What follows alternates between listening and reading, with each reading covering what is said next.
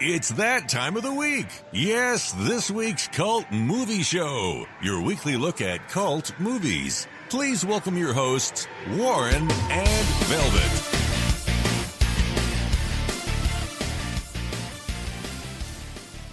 Yes, welcome to podcast 46 of the Cult Movie Show with myself, Warren, and of course my amazing co-host, Velvet. How are you, Velvet? I'm doing quite fantastic, and even more so fantastic because we have another awesome show today. So we're all about strong women in cinema. So you're going to notice that in our films tonight. But also, we also have a female actress that we've had on the show before, and she's crazy enough to come back and hang out with us again. We had her on podcast 22. You guys know we braved about her in I Know You're In There, our favorite independent horror film of 2016. And she's back again, Grainne McDermott. Say hi, Grainne. Hello. Hi, thank you so much for coming back on the podcast. We had such a wonderful time. It was late last year, I think, when you were on for the first time. Yeah, so. It was like December, I think. Yes, I think it was early December. I think that's right. Yeah. And back in season 1, because we're in season 2 now. Woohoo! Wow, yes, congrats, I know. So we have been renewed. So they always say, isn't it, season 2's easy, it's season 3's the hard one. Is that right? I think it's meant to go like that.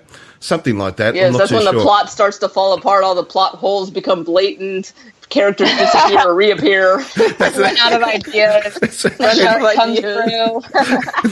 That's right. It's when the lead character suddenly sees an alien sitting on his shoulder, and the cousin Vinny, twice removed on the mother's side, comes to live with them, and oh my god, all that sort of stuff. And then comes the child. All of a sudden, they've got the random child that's going to come stay with the family. Yes, yes, I know. Season and they 3. bring a dog.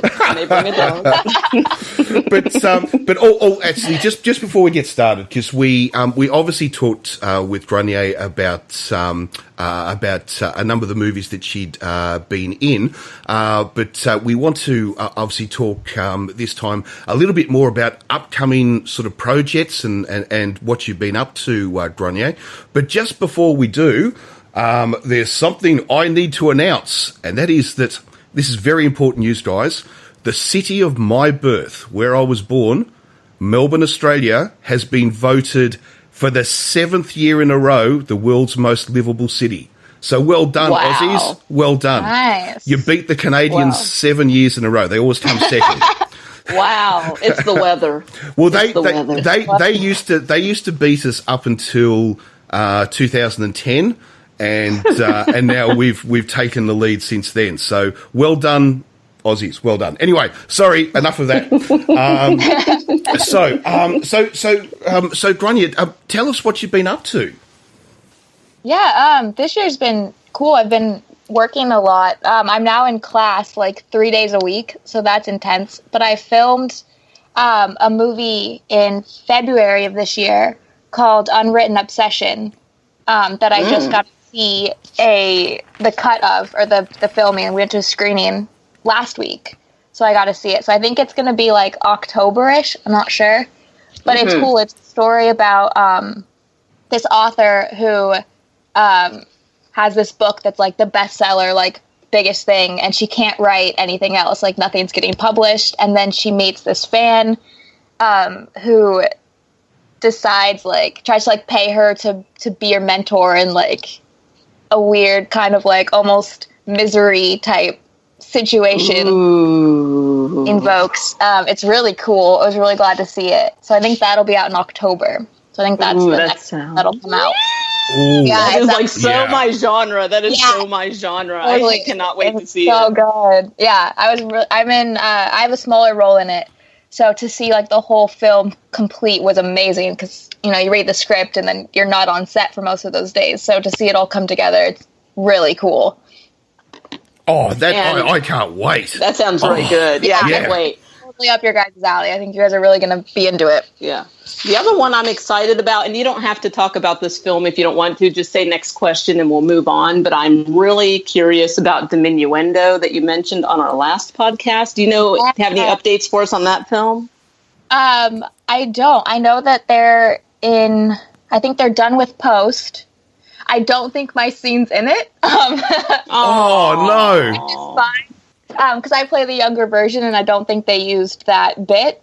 But I'm still stoked to see it, and I will talk about it as if I'm in it because I'm in love with that project. So I really want to see it. I haven't heard anything recently on it, so. That's always disappointing. Shame, yeah, that's disappointing to hear about the cutting room floor. Have you experienced the cutting room floor often, or is this a new thing? This is the new thing. It was funny. I looked on IMDb. I did detective work or whatever, but it was changed from my character name to special thanks. So I was like, oh, so they didn't use that little bit. So I'm like, whatever. My name's still in the credit. I got to meet, the wonderful Richard Hatch before he passed, and work with the amazing director Bryn and meet Chloe Dykstra, and so it was a great experience for me. So I don't care whether it's seen or not. It's just I have that experience still. That's winning exactly attitude. Right, yeah. That's what's going to keep you working in this industry. Good for you. Yeah. Thank you. Yeah. But I'm really excited to see it though, just because it's sci-fi and that's my favorite genre, and And this sounds like it's going to be an awesome film, but it would have been so much better with you in it. What were they thinking? Oh my gosh. It's like they took off the secret sauce. I know, right? I know. It's just... They're so going to regret it someday. When you're accepting your 10th Oscar, they're going to be like, damn it, we could have had her in our movie. What were we thinking? All right, don't get me for the next one. Well, right on. I'll tell you guys a funny and true story about the cutting room floor. And that is that the movie I think we all know and love, The Sound of Music. And when it was first released in South Korea, the South Korean Board of Film or whatever decided that it was too long for South Korean audiences. They probably were not going to like a movie quite that long, so they decided to cut it. What they cut out of it was all the songs. What? Wow. Now that is a true story. Wow. Did they leave the title so people are just The Sound of Music with no music? With no music. That's exactly right. The sound of nothing. The sound of people speaking. The sound of silence. Yes. It was, it's one of my favourite stories about the cutting room floor. I mean, how do you cut the music? That's crazy. I know. That's hilarious. Absolutely, absolutely amazing. Now, one thing I wanted to ask you about, Grainne, I believe this is a TV series. You've got I'm not too sure exactly what your involvement with it is, but it kind of fascinates me. Dark Web. Yeah, I'm excited about this one. It's a series. I'm not sure if it's going to be a web series or it's going to, find a network or something. I'm not sure what they're doing with it, but it's a horror anthology that follows, I don't even know. I know pretty much nothing about it. I know my episode that I'm in, but the one that I'm in is, I believe I've actually not, obviously I haven't seen your episode, but I do believe this is this a Canadian production? Do you know? Obviously you would know. Not. Mm-mm. Okay, there's something similar. I think it had the same name, and that's what's throwing me off. There was, on Netflix, there was a Canadian series, and it was about, crazy murders and horrible things happening that are all linked to the internet. And it's like the same concept. So it's like what happens when everyone's so connected and everything happens online. It kind of looks at that, and each episode follows kind of a different storyline, but I think they're all connected. The creator of it, Michael, is just amazing. I love working with him, and so he's got this crazy idea that are going through, but it's awesome. Yeah, I don't want to see you get killed. You're too nice. Even if it is fake blood. So I'm only guessing. I don't know what happens to your character yet, but I'll definitely be checking it out once it's available. Yeah, it's cool. The episode that I'm in takes place at a college, and so it's kind of what happens with bullying and dating apps, and it's called Viral. So it's the stories of pitting together. It's gonna be really cool. Oh my God. And what's so scary about that kind of stuff is it's so real life now. Like, even though this is fictional and it's technology, like now it's to the point where technology actually can cause your demise. You can get lured out by a serial killer. You can meet the wrong person because of online technology. Yeah, it's crazy. It absolutely is. That's what makes it like terrifying. Well, there are a number of sort of movies now and shows about the whole concept of the dark web, and it is. I mean, it's a horrifying thought that this actually really does exist. You know, I mean, the dark web is a real thing. You know, and it's pretty scary. You know that, and it doesn't even have to be the dark web. It can just be a dating app that's mainstream. Yeah. That's what's scary to me. Oh, that's very true. That's very true. Yeah. Yeah, it's like anything, like it's like putting the black tape over like your cameras on your laptops and stuff like that, like which everyone should be doing. Yeah, I have mine covered. Well, there's a great photo of Bill Gates sitting in front of his laptop, and it's got a piece of masking tape over the camera. Yeah. See, even he knows. Yeah. See? The first time I ever heard about that was in like 95 or 96. Some guy was telling me that, if you have a computer with a webcam, you should, cover it off, or you should cover it. He even told me I should take it out of the computer. And I thought he was just crazy, because it was at the time it was unheard of that people could spy on you through your computer. Yes. And now it's like, oh my God, people can actually do that now. This guy knew. And I was like, oh my God. Ugh. I was watching Mr. Robot and obsessed with it. And then Rami Malek talks about it, and he's like, no, you have to cover it. Like, if you look at Elliot's computer, it's covered. And then my little sister was watching Mr. Robot, and she comes and she goes, I finished season 1, and I really want to cover my webcam. And I just turned my computer to her, and mine was covered, and she just started laughing hysterically. You have to nowadays. If you're not currently using your webcam, cover it. Because these people can spy on you without even turning on the recording light on your computer. Oh, it's so creepy. It's a conspiracy hour with Warren Velvet. I know, but just remember, guys, your microwave can't spy on you yet, despite what somebody said. We're not quite at that stage yet. It's not a smart microwave. But microwave can. Jesus, that's unbelievable. But I've got to admit, I put tape over my laptop. You too? I actually do. Wow. Yeah, because it's. Wow. I mean, it's kind of a bit crazy. I mean, who's really going to hack an idiot like me? But I mean, it's. You never know. You never know. Well, I did actually have somebody steal my identity on Twitter once. See, there you go. So they actually started an account pretending to be me. This was about 2 years ago. My God. Should you be flattered or creeped out? Right, that's where I'm like, someone wants to imitate you, but it's also like, if people think that that's really you. Oh, it was horrible, because they were sending really offensive and threatening tweets to people, and I had reported them to Twitter. I had to send them a photograph of my driver's license or ID. Oh my goodness gracious. And so forth. And I must admit, they weren't overly quick. It took them about a week to get this guy taken down. And luckily, once he was taken down, he didn't restart. I had a whole heap of friends on Twitter at the time. Actually, I shouldn't bore you with my story. Sorry. We're talking to Grainne. Into the whole dark web. Grainne, have you had any stalkers yet? Good. I hope you never do. Me too. No, I don't. No. Good. I hope you never have to experience that. But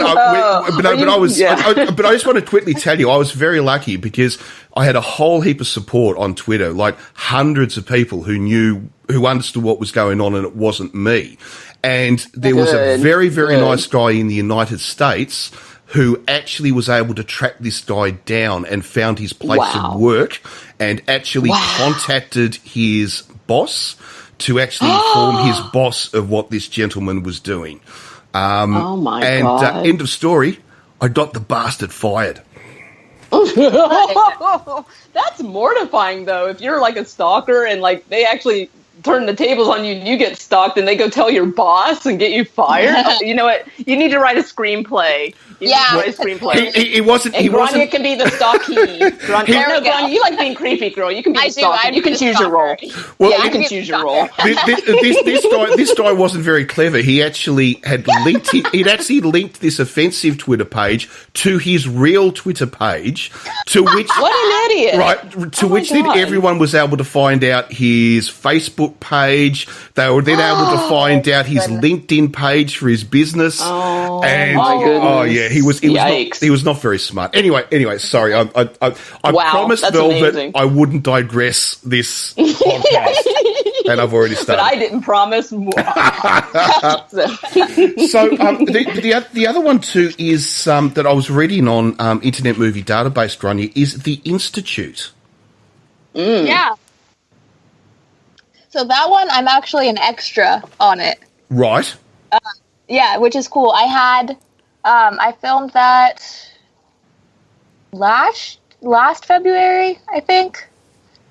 Okay. Yeah, I had some like friends of friends that were like, "Hey, we need people, just like come hang out on set for a day," and I was like, "Cool, yeah." So yeah, I don't think you can see me in that one either. Oh, damn it! I haven't seen it. I don't know, but I don't think so. We got to wear like masks, but it was cool because it takes place in like 1800s, so the wardrobe was amazing. I loved running around in those. Wow. And I met some really amazing people that I'm still really good friends with today, so all worth it. But yeah, a lot of times if I haven't been on set for a while, then I'll just like find out what my friends are doing and go be an extra or something just to be on set. Like, that's a good idea. Yeah, just like be on set and be around it. So. Oh, that's a good idea. That is fantastic. Oh, that's really cool. And that's a good tip, actually, to all you working actors, actresses that are trying to find work and you're having a dull period. Do some extra work, so that can let you network and keep you just in the scene, right? Do you think that's a good idea? Yeah, I like it. Yeah, that's cool. That's a good idea. Oh, fantastic. All right. Well, one of the things we'd like to do is the topic for this podcast, as we said before, is powerful women in lead roles. So we're going to just quickly now play our weekly Name That Clip. And this is from a movie with a very powerful lead woman. Let's see if everyone can guess it. Out there in listening land. And then, Grainne, if you can hang around after we play the 30-second clip, we'd love to have a bit of a chat to you about your thoughts on, on powerful women and getting more women into lead roles in cinema, if that's all right. Yeah, absolutely. No worries. All right, so here it is. The clip. Well, name that clip of... We need a proper intro, Velvet. We'll have to name that clip of the week. So, okay, here we go. Here it is. Do you want to die? No. Then go back. Tell the rest of your evil, killing tribe not to hunt us.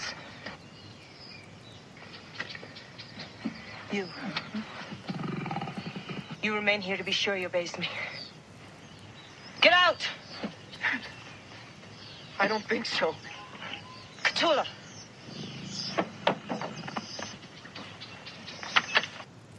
Now, I think the volume was a bit low on that. I don't know if you guys did even hear it. I heard nothing but silence. Oh. Okay, well, that's all right. We'll leave it. The listening audience will be able to hear it anyway, so we'll... we'll get to hear it in the archive. So, that's right. So we could play name that clip right now, and we would, the odds are not good. Absolutely no idea. No idea. But anyway, well, let's just say it takes place in a jungle. All right. That just gave me like the most, like, I just saw like 10 movies, and I'm like, okay, I'm not even going to try to guess. Oh, come on. Velvet. It was sourced by myself. It's set in a jungle and has a powerful female lead. Oh, hello. I already know what it is. Like, I'm not going to ruin it for our listeners. I'm going to give you guys a chance to guess it on Twitter, but I already know. Anybody listening to the show knows. Yeah, just have a look at my personal Twitter page. It'll probably give it away. My 10 movie choices just narrowed down to the one. I don't know exactly what it is. All right. So, look, talking about obviously powerful leads and so forth.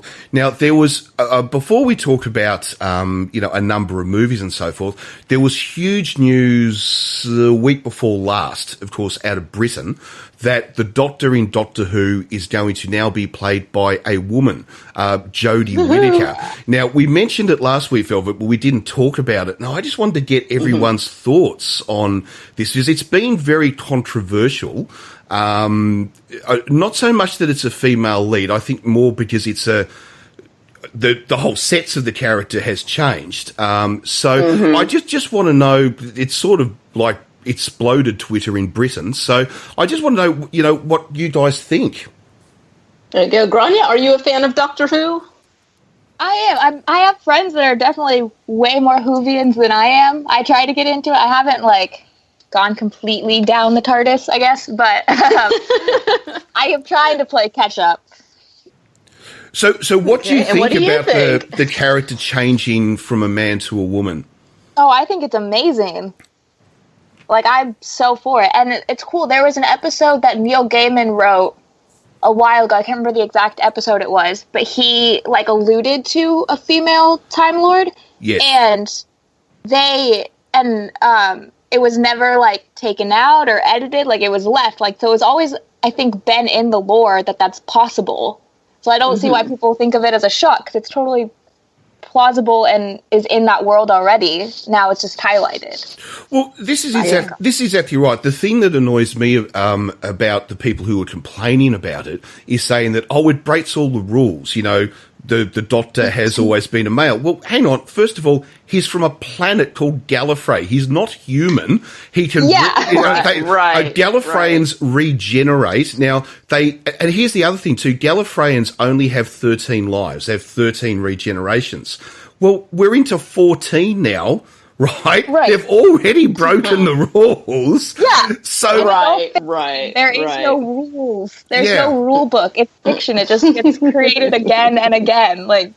It's not real. That's exactly right. What about you, Velvet?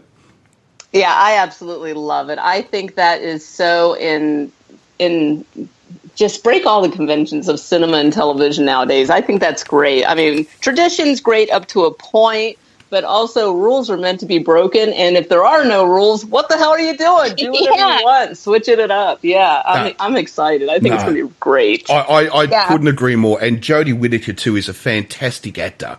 So if you've seen her in Broadchurch, she's really good. So, and it's also interesting, too. She's a personal friend of David Tennant, which is an interesting, crossbit there as well. So one of my favorite doctors. Pretty much. I think if you're a female, David Tennant is your favourite. Would that be fair to say? He is pretty yummy. Yes, he is quite delicious. Sugar sweet, Matt absolutely. My favorite doctor. Who is your favourite doctor? Every time the Doctor regenerates, I'm always so anti the new Doctor. It always you always have your original. I know. Yeah, it takes me a couple of episodes to warm up to them, but I'm going to be so gender biased on this one. And the moment our new female Doctor steps in, I already love her, and I haven't even met her. Can't wait. Yeah. Yes. Well, it's going to be very interesting because in the last few seasons, of course, the Master became a woman. And the Doctor was a man. Now the Doctor is going to be a woman, and the Master, I believe, will be turning back into a man. So it's I love it. So it's going to be very interesting. And it also probably means that the companion or assistant that travels, or assistants, sometimes there's two, will probably now be a guy rather than traditionally in the new series it's a girl. So that'll be interesting too in itself. The whole thing will probably that's clever. It will probably flip. So that's going to be interesting. Everything will gender bend. It's exactly right. So no, I'm a big fan of it. I can't wait to see Jodie Whittaker. I believe we will see her on the Christmas Day special. I believe is where she'll only be in it for maybe 90 seconds, but she'll be in it. And that's where Peter Capaldi will hand over the reins. So that will be fantastic. I always love a good regeneration episode where we get two doctors into one episode. So that's going to be fantastic. But the other one, I mean, there's been some other movies, obviously, recently. One of the ones, of course, which caused a lot of controversy, but I loved it, was Ghostbusters. Oh, I love the new Ghostbusters. Yes. So you're a big fan of that sort of reboot and changing it up, Grainne? Totally. Yeah, I mean, it's way more entertaining than just a regular reboot anyway, because everything's being regenerated, so it's cool when it can take a new idea and a new look to it. Makes the story more interesting. Oh, absolutely. And also, I mean, gender diversity is a part of life anyways, and I'm glad that cinema is starting to recognize that, you know, defined gender roles are changing like crazy. And also that should be reflected in films as well, too. Not everything's male, female, or even one gender. Sometimes there's a lot of stuff going on. So I think it's good that cinema is starting to recognize that. Oh, Definitely. yes. I mean, I think we actually had mentioned this when Irish Stewart was on 3 months ago or something like that. And and the comment was that, of course, it was great because the women were smart and the guys were ditzy.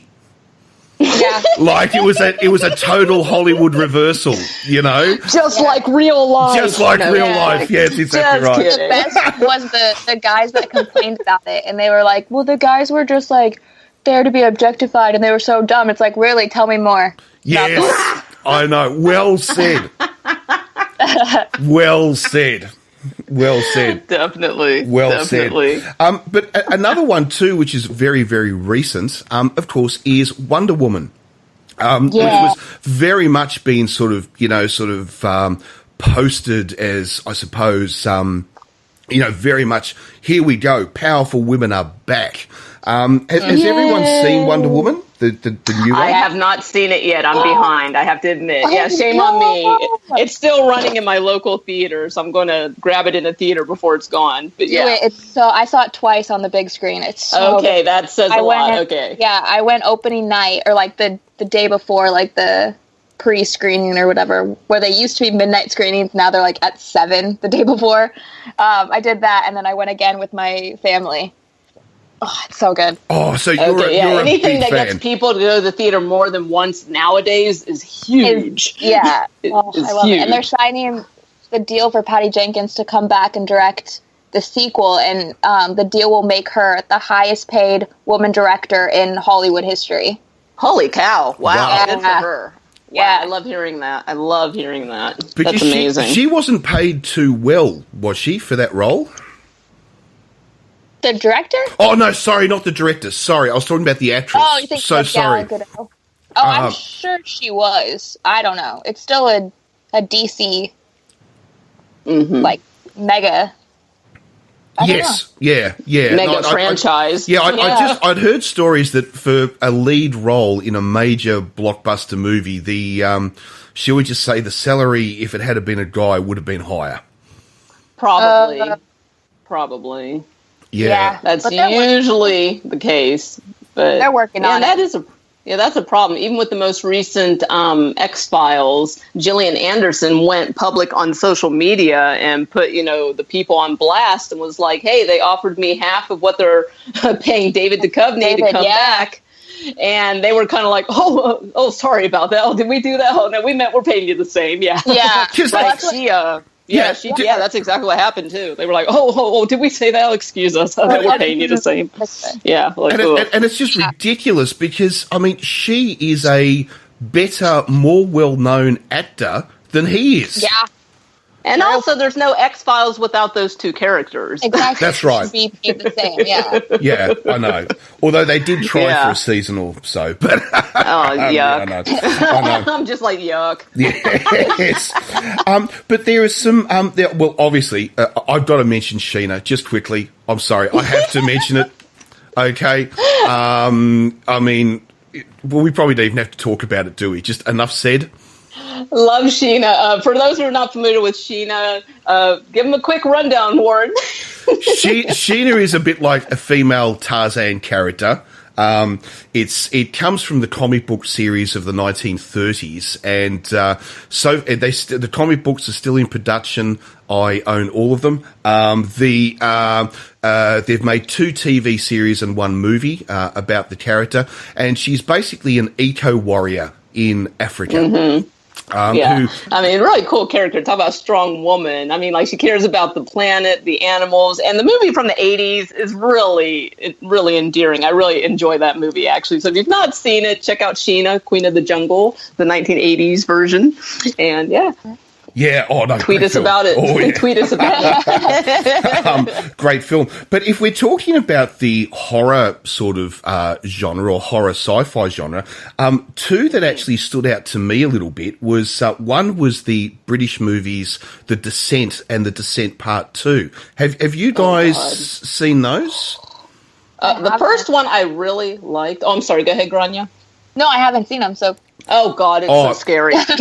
Yeah, seriously, and it's all female cast. There's no guys in the movies at all, right? The whole setup is scary. So it's these group of female friends. They go spelunking. They go like cave exploring, but you have to have like all the grappling hooks and ropes and lights and dark spaces and getting stuck in holes and then it turns out they end up exploring this one that's never been explored before. Like, they find it and they're like, they want to explore it so they can name it. So it turns out they get stuck in there and they get lost because there's no map. And there's monsters in there. And the monsters are so scary. And they start eating and killing everybody. Oh, no. It's so that sounds scary. awesome. It's so scary. It consistently shows up on lists of the scariest movies ever made. When I saw that movie, it took me 3 days to watch it because I rented it. And every time it got scary, I had to turn it off and come back the next day. I couldn't watch it in one sitting.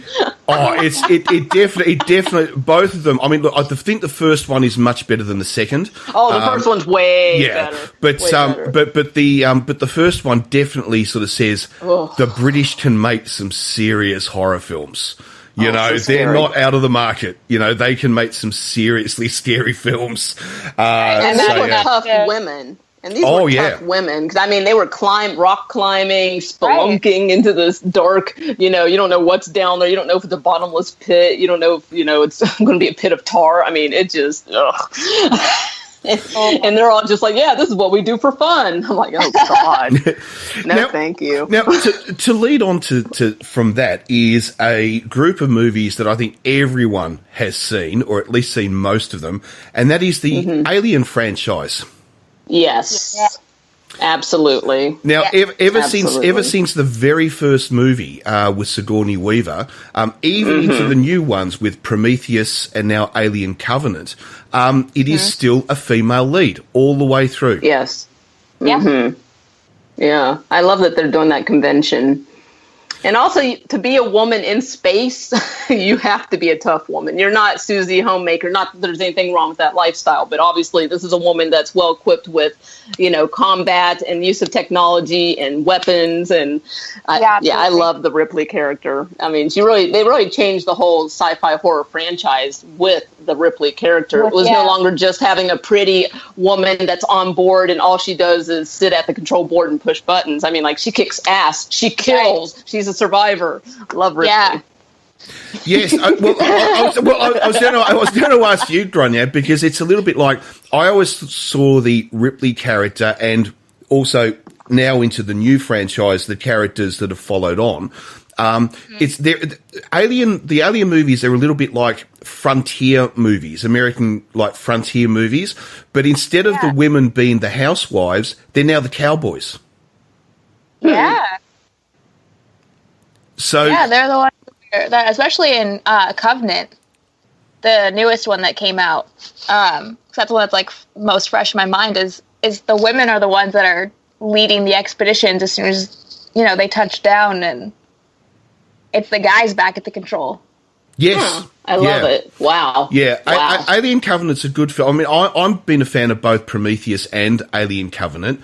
Actually, it goes off topic a little bit, but it's about the Alien films. I'd love to get your idea, Grainne, is that I've spoken to a lot of people about, but obviously we've got one more movie to come, which is going to link Alien Covenant to Alien, with Sigourney Weaver. Yeah, the full circle. The full circle. So the timeline is all working well, but here's a question, and that is that we know that the engineers, these, giant 10-foot tall, was it 20-foot tall aliens? Now, if they're now, I'm going to give a spoiler about Alien Covenant if you haven't seen it. All right, so because I'm talking to Grainne, so I don't Everybody care. cover your ears all right. for the next 10 seconds. If they've exterminated that entire species, right, then how is it in Alien Ripley lands on a planet where there is an engineer spaceship which has an engineer in it as a pilot, surrounded by eggs which David artificially created? After he exterminated the species. Like, how does that work? What is it you always tell me? Yeah. Don't let the story get in the way of a good action scene. Right. Yes, that was the Jackie Chan line, wasn't it? Don't let the story get in the way of a good stunt. Yeah, there's their question for the next one, is they have to figure that out. Yeah, so There you go. so I'm going to be fascinated to see how they do that. It reminds me of the Jackie Chan movie Armor of God, where he there's this whole story it goes on and all the rest of it, and in the very end of the movie he leaps from a cliff and lands on the top of a balloon. Right, an amazing stunt. Leaping off a cliff and landing on the top of a balloon which is coming up the cliff face. Has nothing to do with but it has nothing to do with the story whatsoever. They just did the stunt and put it in. It's got nothing to do with the film. Just like, I want to do this thing. Let's just throw it in there. It doesn't make sense. It doesn't matter. It's going to be so cool. It's going to look so awesome. I know. Doesn't matter. I just want to do it. Come on. But Grainne, do you have favourite films of what we're talking about here? With powerful female leads that you sort of say that is such a good movie. I love that they did that. Do you have any sort of favourites in this sort of class? Yeah, so my favorite film would be The Girl with the Dragon Tattoo. Is Lisbeth Salander. Yeah. As Love it. the ultimate, she comes back from everyone is really kicking her down, and she just keeps swinging. The book series, and then the Swedish films, and then David Fincher's film, they all just show such a strong Lisbeth. Oh my God, the Swedish films are so amazing. Yeah, the David Fincher's is my all-time favorite. I love the Swedish, but I saw David Fincher's I think 3 times in theaters. Oh wow, okay. Rooney Mara's Lisbeth is one of my all-time favorite female characters on screen. I love the scene where Rooney Mara or Elizabeth Sanders just can I kill him? Yeah, Yeah, I know. Yes. Definitely needs permission for everything. She goes, "Can I kill him?" Oh God. My all-time favorite sci-fi woman power is Orphan Black, which just wrapped up season 5, which is now the series is done. Yes. Oh. So if you have not seen Orphan Black, binge it. It's so good. You can watch all 5 seasons now, the full story. It's amazing. Woohoo. That's the best. I love being able to binge. I love this being alive during this time in cinema, in television, that you can just binge it all. You don't have to wait for one episode once a week for 22 weeks. You can just I know, just binge watch it. I know. Watch the whole thing in 1 week. Have you guys watched any of Orphan Black yet? That's on my to-do list, and my to-do list has 100 different television shows on it. But I'll move it up into the top 10 so that I see it sooner. Real. Yeah. No, it's a fantastic show. Yeah, okay, I need to get caught up. By the end of season 5, that Tatiana Maslany has played, I think it's upwards of 15 characters throughout the entire 5 seasons. It's unreal. Wow. It's unreal. So good. That sounds amazing. Sobbed through the last 3 episodes. It's so good. Well, this brings up another question too, and that is that would you have a dream lead role yourself? Is there a scenario or story or some such thing that if you This is just literally you rubbed the lamp and out came a genie and said, "I'm going to give you your dream role." You know, what would it be, Grainne? Ooh, I want to do a space sci-fi, like space opera. Ooh, opera! I love it. Ooh, like a giant, so cool. like super dramatic in space. Spaceships and anything. I just want to go to space. That sounds awesome. But you know what, though? If you do that, you're going to have to be at Comic-Con for the rest of your life. That's even if you do one movie. Yes. If you do one movie, you're going to have that undying, loyal fan base that will never leave you alone. You'll be 70 years old in diapers, and people will still be coming up to you with pictures wanting to be signed from that movie. That's like my dream life. That's all I want in life, is to be able to go to Comic-Con and be on a panel. My goal. You'll be there. How about something like, what was the book and then the book series and the movie June, but change it with have an all-female cast. Have make the king the queen, and and change it all. Just make it all. Oh, did you say Dune? Did you say June as in D as in dog? Yes. D as in dog. Yes. Okay, sorry. We heard the month. June for some reason. Oh, sorry. We heard the month June. We're like, we don't know what that is. Okay. Sorry, it's a mixture of digital data and my crazy accent. I apologise for that. There you go. Yes, definitely. Dune, like spice is the secret of life. Oh, yes. But look, spice is life. What I was also going to suggest, actually, Grainne, because I know you have obviously a huge love affair with books and with reading.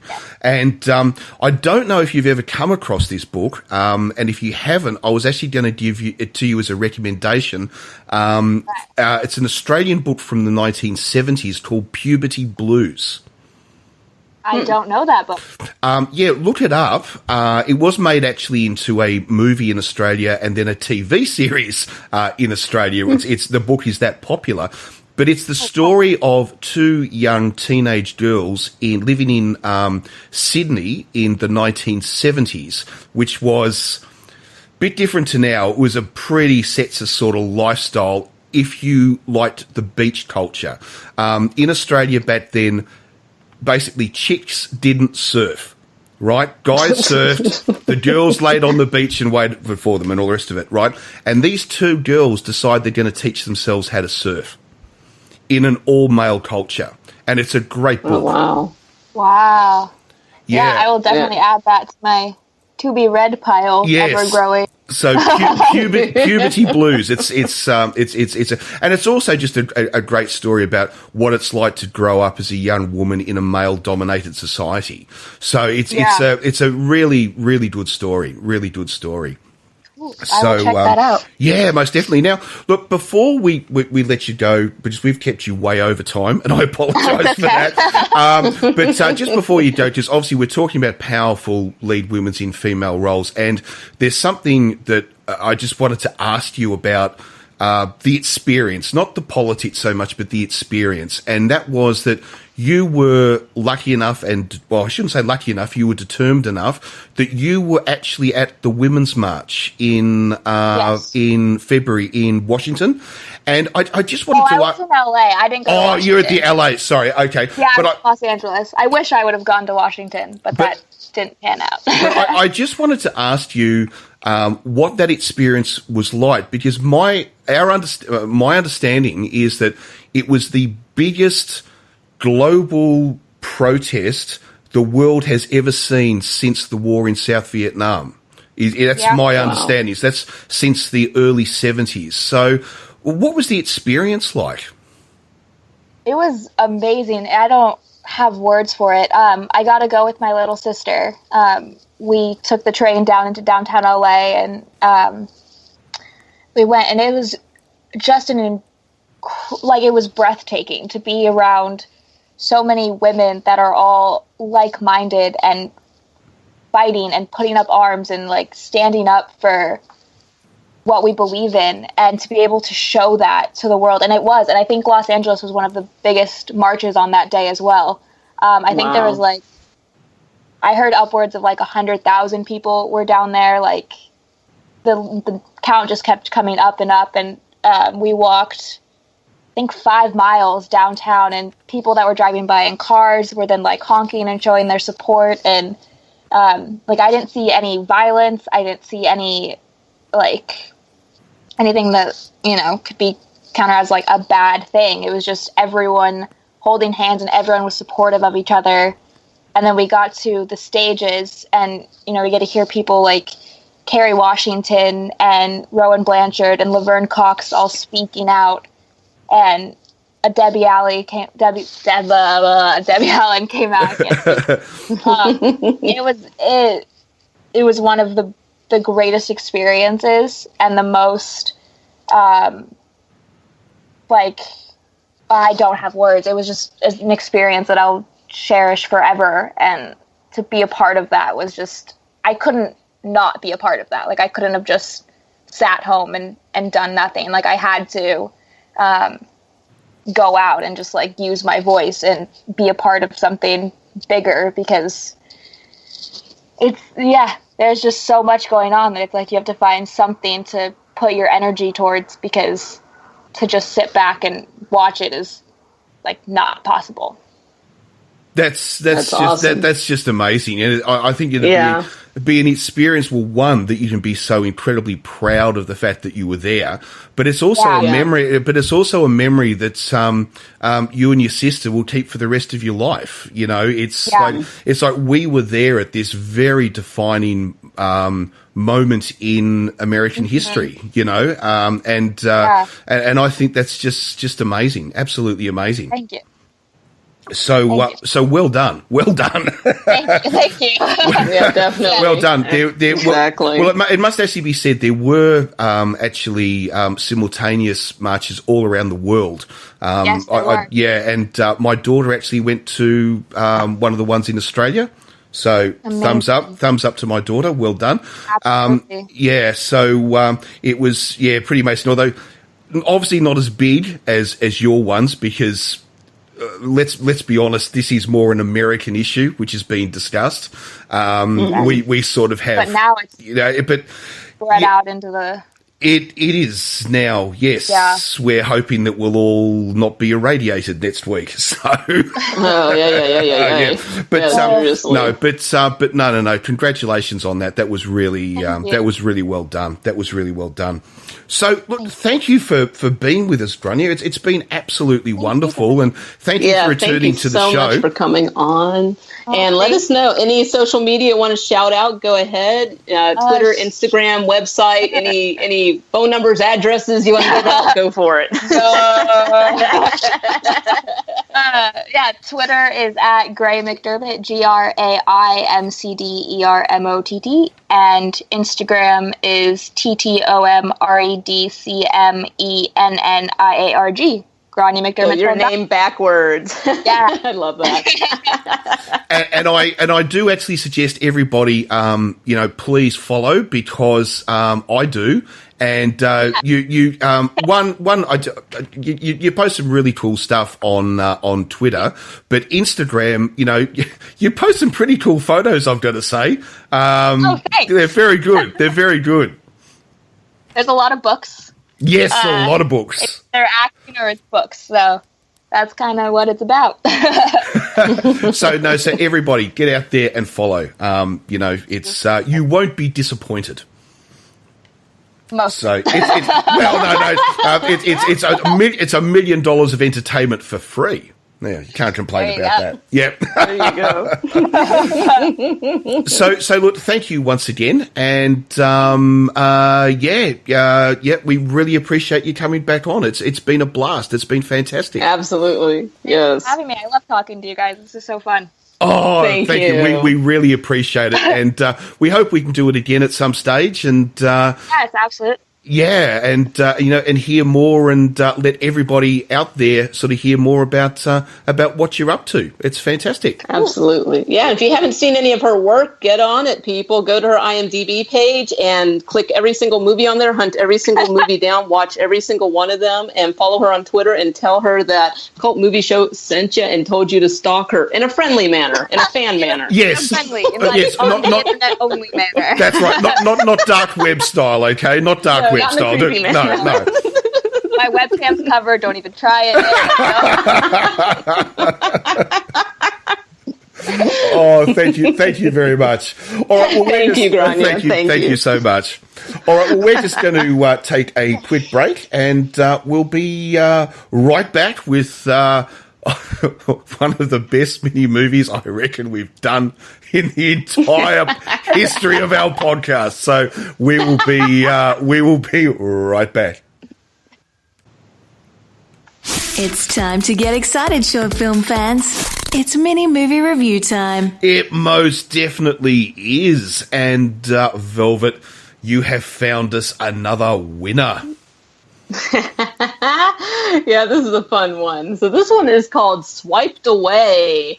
And this is by Film Vandals. It's directed by Eric Shawasi. Sorry if I said your name wrong. I tried my best. And this is interesting because this was actually a 48-hour film project. So they threw this together in 48 hours, and it had a couple of requirements to make it happen. So you had to have, the genre had to be fantasy. You had to use a hairbrush as a prop. You had to, you had to have the character that is a tour guide. And you also had to use the line, "You should get that looked at." And so they were able to incorporate all this into this 7-minute short, and it's very funny. And also it kind of plays into our strong woman role because, woman's taking, charge of her love life, and she's going out there and she's trying to find the right person. She's using a dating app. She's not quite meeting the right person, so she decides to meet up with a witch. Yes, you heard that correctly, a witch to conjure up a Prince Charming.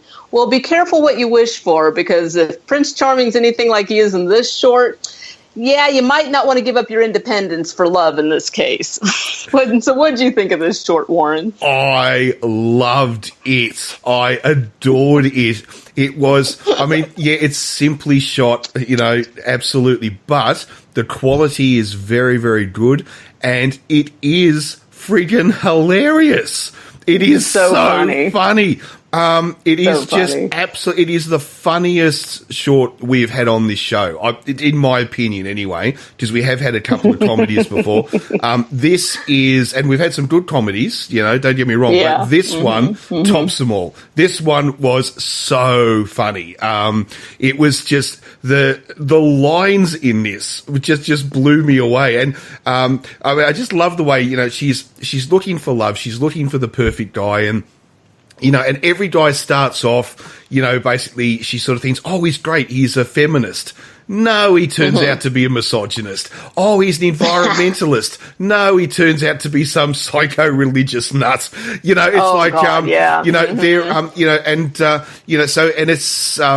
just absolutely brilliant. So then she, I really don't want to give stuff away, but let's say she goes to see somebody who is absolutely blew my mind funny, right? Yeah, that was funny. That voice. It sounds like you've been smoking cigarettes since the dawn of time. Can we say what this person is? Would that give it away? Yeah, definitely a witch. I freely say that she goes to see a witch. She goes to see a witch, and she makes a wish with the witch, which the witch grants. Like the vessel with the pestle has the pellet with the poison. Oh God. There's an old Danny Kaye line from a very old movie. She's granted her wish, and let's just say she will be sent somebody from the past. And I think we all know what that person is probably going to be. What is if you ask a woman, quite often, what are they looking for? It's Prince Charming. Yeah, so Prince Charming, a man who believes in taking care of a woman and rescuing her and being in control, knowing what he wants. But the slight be careful what you wish for. Be careful what you wish for, because the problem is that might be in the fairy tales. the reality of, let's say, medieval knightdom was probably a little bit different, which she soon finds out. There were great lines. It was brilliant. I don't want to give away too much either, but the bedroom scene's really funny, especially when just the way he walks in and says, "I've been here for a fortnight and we've not yet lain together." I know. There are also some great lines in this, which I think pretty obviously are playing with, let's just say, a certain event Grainne just said that she went on. Okay, talking about a certain gentleman. We're not going to go any further than that, because you can clearly see those lines are aimed at that. You know, it's absolutely hilarious. I mean, it is quite literally just. It's just laugh upon laugh upon laugh upon laugh. I don't actually know, Velvet, whether this was actually meant to be an outrageous comedy, but it really is an outrageous comedy. I cannot. I think they were definitely going for comedy. With this. It is hilarious. I didn't want this thing to stop. I wanted it to keep going. I wanted it to I did too. You know? Yeah, 7 minutes was not enough time. This could be a full-blown movie. And I feel like this kind of movie has been done before, but it's not nearly as funny as this short is. I mean, this short really caught the vein of what would happen in this type of situation, and it's really funny. It is. I mean, look, I don't know. You know, you'd hope that they'd have the skill to maybe be able to write for an hour and a 20-minute project or something. But if they could, and if they could fund it, I would love this to be expanded out into a full-blown movie. I really would, because, like you said, Velvet, it's been done 100 times before. But this, I'll be honest with you, this was funnier and more poignant than any Hollywood attempt I've actually seen at this subject. It really was. It was... I know I sound like I'm just on my knees at the moment, bowing, but you are. I am. We both are. We both are. It's hilarious. We love it. I mean, luckily it's a podcast. It's not a video cast. Velvet and I are both on the floor at the moment, sort of. But it is. Look, we've had a lot of short films on here, and they've always been, generally speaking, 95% of the films we've had on have actually been very good. But this one is just extraordinarily good. Because it is just... I'll put it to you this way. Saturday Night Live couldn't have done this as well as they have. No. Right? Exactly. Exactly. And, I mean, I love that this is actually a 48-hour film project. It was a Seattle 48-hour film project. So I love that they only had 2 days to put this together. And it actually, they had, like, an audience award winner screening, and, like, the audience voted this the best one of the ones they'd seen. So this is the 15th time that Film Vandals has done the 48-hour competition. So definitely worth following Film Vandals on Twitter and all their other social media, and check them out. And we will link to this short Swiped Away during the week so you guys can check it out, and make sure you tell them that Cult Movie Show sent you. Oh, most definitely. And have we put up a link to this on Twitter, Velvet, or not? I did already today before we even went live, because I was like, this is our mini movie of the week. And so I've already given people a head start. So if you head to our Twitter page at Cult Movie Show, we already have it linked up there for you guys to watch. We also tagged the lead actress in it as well. So you guys can all check it out, follow her, follow Film Vandals, and watch the shorts. Swiped Away. And just secretly, if you're listening to the podcast, please come on. We'd love to talk to you. Oh, absolutely. Please come on. Definitely. We'd love to talk to you. We'd love to talk to you about this little short film. So absolutely. Please. I'll be on my best behavior, I promise. And actually, the main actress, her name is so cute. So her name is Bailey Jo Nelson, but I love her Twitter name. It's Bailey B. Oh, that's brilliant, isn't it? It's so cute. Yeah, it's that's so cute. Brilliant. So, that's definitely brilliant. Come on, any of you. Yeah, absolutely. All of you. Please do. So, we normally don't rate short films, do we, Velvet? We only rate the reviews, all right, that we do of major films we know. But, this time, I'm actually going to rate this on our Eric Roberts scale. Oh, wow. And I'm going to give it 5 out of 5 Erics. Wow. I you know what? enjoyed it that much. I love this one, too, I have to admit. So, yeah, if we're going to rate this, I'm going to copy you, and I'm also going to say 5 Prince Charmings out of a possible 5 Eric Roberts. Definitely. This is just, well done, Velvet. There was no wasted time. There was no wasted time in this short. I mean, they kept it short, succinct, got to the point, very funny, very easily to follow narrative, and and it wasn't predictable. I mean, this kind of short really could have been, and it was not predictable. It was very funny. Yes. It's no, definitely go out and watch it. We can't really talk about it much more because, to be honest with you, if we tried to go into depth about it, which I would love to do, and just tell you every joke that's in there, but all we're going to do is spoil it for you when you watch it.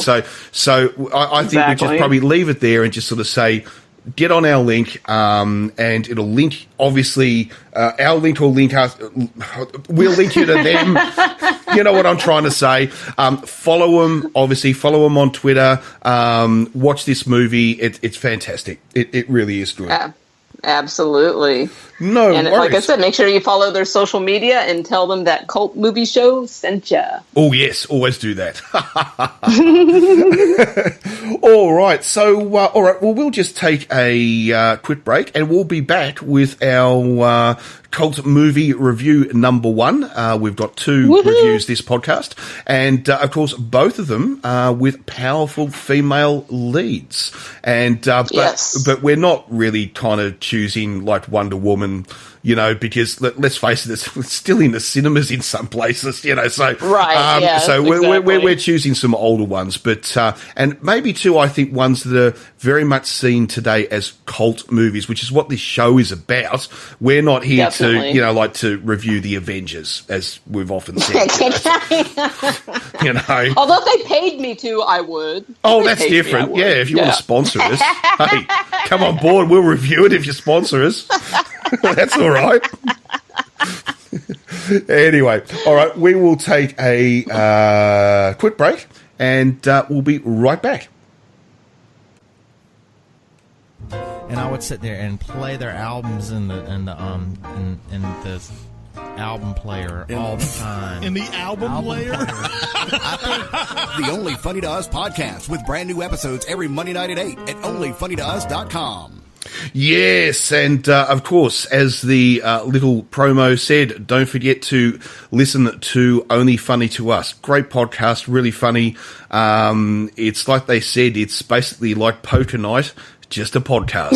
So it's every time I listen to their podcast, I do laugh out loud. They are a bunch of funny guys, and they are. The chemistry, you can tell they're real life friends. It's really funny. Yeah, it's to listen to them.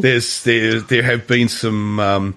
There have been some crazy funny shows. There was one show, I don't remember it was, where Steve, who is one of the guys from Only Funny to Us, his mobile phone kept going off throughout the podcast. Oh, yeah. And it wouldn't stop. It just wouldn't stop. And it was, honestly, I think the funniest podcast they ever did. It was just hilarious. So they had me cry laughing when they were reading the English translations of international food menus, and those were just ridiculous. I was just dying. Like this one menu they had was for, I think it was a Chinese restaurant. For some reason, all over this fucking menu, it had the word fucking in almost every food dish. I don't know what they thought it meant, but it was on this menu, and it said stuff like "fucking duck until exploded." Oh my God, I know. Yeah, I was dying laughing. I was crying, actually. Yeah. I was crying laughing. Because I was like, wow, these are absurd. These are absurd translations. No, it's like TJ, Steve, Cliff, and Ben. They're absolutely hilarious. So do check them out. Now, of course, movie number 1, and we're talking, of course, powerful female leads. And now, this one actually wasn't the original choice, was it, Velvet? Man! Oh my gosh! This fucking week, we won't go into it, but long story short, yeah, we had an awesome cult classic, Japanese revenge, female samurai film picked out. How awesome does that sound? Just brilliant. I know. it inspired Kill Bill. And I was like, okay, yeah, I'm ready to watch it. And I sit down and, woo, unfortunately, I'm not fluent in Japanese, and there were no English subtitles, so we were not watching that movie. It reminds me, I remember I had a friend from South Korea who was living close by for a couple of years, and I can remember she was like really quite impressed that I love South Korean cinema, and so she lent me a whole heap of DVDs to watch, and every single one of them did not have subtitles. They were all in Korean, and it's like, hey, she really loved it. How am I meant to watch this? It's like, she goes, oh, yeah, I forgot you don't speak Korean. It's like, okay. Yes, I was, unlike you, I wasn't born in Busan, It's like, oh, God. Oh, that was funny. That was funny. Anyway, so the movie that we did pick out is from 1945. So this is would this be the oldest movie we've ever done? Woo! Whoops, sorry about that. My dog just randomly chimed in, and that meant yes. That bark meant yes. Actually, I believe so. Actually, trying to think if we actually, let's see, we've done Creature from the Black Lagoon. Yeah, that was 50s. Yeah, they're all 1950s. So I think this would be the first from, definitely would be the oldest that we've done. And the movie we are talking about is Mildred Pierce. Now, it is actually, it's really not, this is not a B-grade or anything like this. This was a big mainstream Hollywood release at the time. Yes. It was taken from a book which was written in 1941.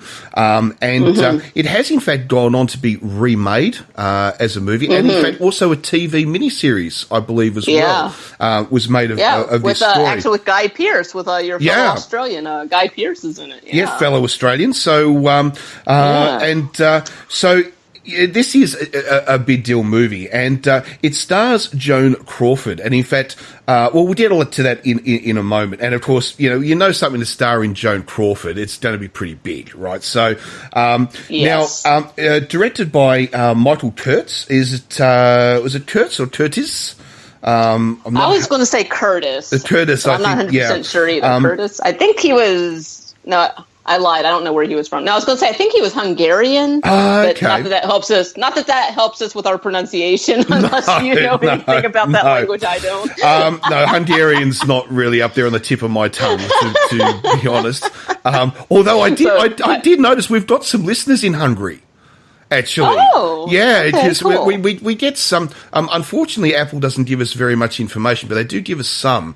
And we have noticed that Hungary has popped up. Cool. So yeah, we do actually have some listeners in Hungary. But anyway, so what is this story about? See, I'm digressing before we even start. Now, Mildred Pierce is the main character, of course, played by Joan Crawford. Now, she is a woman who was, the character anyway, basically married at 17, with 2 children and a husband who, let's just say, isn't really very attentive. I think, living in a very, this will change as the movie goes on, but quite a misogynist sort of lifestyle in the house. Basically, she's there to do the washing, the cleaning, the cooking, and he's out there to earn money, sort of thing. And it's right. And one of the things that Mildred tries to do is she wants her children to be the best they possibly can be. The problem is that she has now spoilt them to such a degree that especially her older daughter has really turned into a disgusting spoiled brat. And the problem is that the only way that Mildred can keep her sort of in the family, or in a sense trying to keep her love of her daughter, is to spoil her more. So it is just spoiling on spoiling and spoiling. And of course, the daughter does turn into quite an evil character as the movie progresses. Now, she will basically end up separating from her husband, and she desperately needs money, so she'll go off to become a waitress in a restaurant, and she will then start to save up enough money, and through a friend of her ex-husband, they're able to actually start up a chain of restaurants. And Mildred will then go on to become, well, truthfully, very, very wealthy. A very, very wealthy woman in Los Angeles, I think, is where it's set, isn't it? I think Yeah, is that, definitely. Very, very wealthy woman. Definitely California. In California. And she will then meet a man that she believes is the man of her dreams.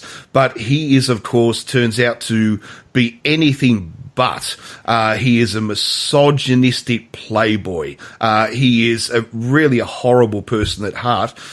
But the problem is to try to keep this appalling daughter that she's now got, she has to enter into a marriage of convenience with this gentleman. And from that point on, everything will start to go wrong. Her entire life, financially and emotionally, will start to fall apart around her. It's just everything will go wrong. To the end where a certain event will happen, and we'll just say there is a murder, and we have to try to work out who done it. Because we don't know until the very end of the film, and I'm definitely not going to give away who done it. Oh man! Oh no, sorry, go on, Velvet. It's just that this is probably the worst explanation. Gets right into the action. It starts off with the murder, and actually they trick you for a good part of the movie. You think you know who committed the murder up until about halfway through the movie. Then you're like, oh, okay. Oh, yeah. And then the ending, you're really like, oh, wow, okay, I really didn't see that coming. So if you're not familiar with Mildred Pierce, it's definitely worth checking out. It's got elements of film noir, crime, drama. It's got that charming 1940s dialogue and accents. Like, I found myself chuckling several times just because of how dated the slang is. Like, you never hear people call a dead person a stiff now. Like, oh, there's a stiff over there. And it's just some of the stuff they said would just crack me up. And just, again, the accents, just that style of speaking, you see. And it's like almost that film noir style that always cracks me up for some reason, just because nobody talks like that anymore, you see. It's just... Well, the other thing, too, is I think this is actually... the cinematography in this is excellent. It is. Yeah, and we got to see it... I think it was the version we watched... high definition, I think, wasn't it, Velvet? I believe so. Yeah, and, it was. It was very clear, very crisp. Yeah. Yeah, and it's and I love some of the shots. They're very tight and close in, and others are very distant. Sort of trying to show the emotion of what's happening at the time. If it's very, very insular, the emotion, the camera gets very tight. If there's almost like a distance of sort of like we're drifting away from, if people are drifting apart, the camera pans back. It's far more distant in the way it's shot. So the cinematography in this is absolutely excellent. Yeah, it really is. It's really beautifully shot, beautifully lit. And this is a black and white film. I think we forgot to mention that. So it does have that certain air of nostalgia already to it. So they really had to make use of shadow and lighting for black and white film. They didn't just want to shoot it straight. So they really do focus on angles and creating those shadows to help with atmosphere and light. And just, it's really beautiful to watch. Yes, and it is amazing too. Obviously the character of Mildred Pierce, the lengths that she will go to give her children everything. I mean, even just excessive wealth. The thing to remember is that she is born from a working class family. Is meant to be the idea. Mm-hmm. But she marries into basically, I suppose you would call it a middle-class family. Would that be fair? Mm-hmm. Sort of thing. Yeah, definitely. But for the daughter who is now being handed everything on a plate, everything on a platter, even a middle-class lifestyle is not good enough unless they have, butlers and servants, and all this sort of thing. Unless they live in a mansion, it is not good enough for her. She just wants everything, and she takes and takes and takes. And she will not give her love back to her mother unless her mother gives her cash. the only way for this relationship to work is the daughter will not show any love to the mother at all unless she gets cash. She's a horrible person, the daughter. Oh my God, horrible. she is a blackmailing gold digger. So we're talking about the daughter of Veda. This is one of those bad seed type of characters that I think she's honestly just an evil person. I think she just had elements of sociopathy within her. So I think even if she hadn't been spoiled, I think she just would have been an awful person, because the entire film, you never see her form any emotional attachment to any person, well, except for one. But, yes. But at the same time, I don't think it was because of love. I think it's because of what she saw that person as, what she wanted from that person. So again, I don't think she actually ever really loved anybody but herself. Oh, no. And in fact, we will find out. I will give this little bit away. I don't think this is giving too much away. I mean, the movie is from 1945. So. That is right. So there's probably, it's been There'll definitely be some spoilers. It's been in cinemas for a while, guys. Of course, everybody around Mildred will use her for anything they can until she finally stands up and says enough is enough. Her best friend will basically try to use her. The man she falls in love with will try to use her. Her daughter will try to use her. There are her business partner, the woman that she goes into, Ida. The woman. Yeah, she's cool. Now she's great because I love her, and she is to some degree a little bit of the comic relief that gets thrown in. Because definitely. she's a very powerful feminist figure, I suppose you would say. In 1945, she's an independent middle-aged woman who is unmarried without children. And managing the hell out of a busy-ass restaurant. Well, not just a restaurant, 5 restaurants in the end. Yeah. I mean, when we first meet her, she's just a manager of a restaurant. But, you see, she's a hard-working lady. Yeah. No, that's exactly right.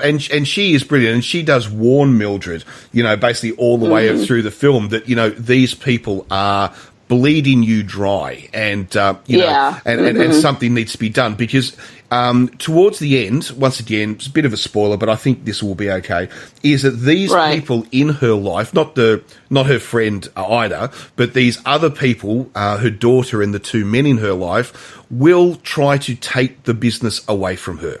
Actually leave her on the street penniless, and they will take everything for themselves. This, of course, is when Mildred decides that enough is enough. She's going to fight back. But it doesn't really go to plan because something will happen that she wasn't expecting. Now, I'm not going to give that away. This all has to do with the murder. Right. Something will happen that she wasn't expecting. Because this... As you said, Velvet, we don't know who commits the murder until really the very last, 5 minutes of the film. Yeah. I don't want to give it away. Right. At the very beginning, you think you do know who committed the murder. And even though you think you know who committed the murder literally right from the beginning of this movie, there's still suspense in this film. Like, it still keeps you engaged. You're still curious to see what happens and how it got to this point up until you find out, who you thought was the murderer is not the murderer. Well, then who is the murderer? So, I mean, they did a good job of keeping the flow of the pacing going. I mean, one thing I have to admit, when I started watching this, I sort of thought 1945 drama, domestic drama. And I thought, okay, it's good. And I sort of thought, well, I know this is kind of maybe like a bit of a, sort of, I don't know what you might say, an Erin Brockovich type thing, and I sort of thought, so I sort of thought, okay, well, that might be interesting from that perspective, but I thought, I bet you it's going to be dull. And anyway, but as this movie started, within the first 5 minutes, I was hooked.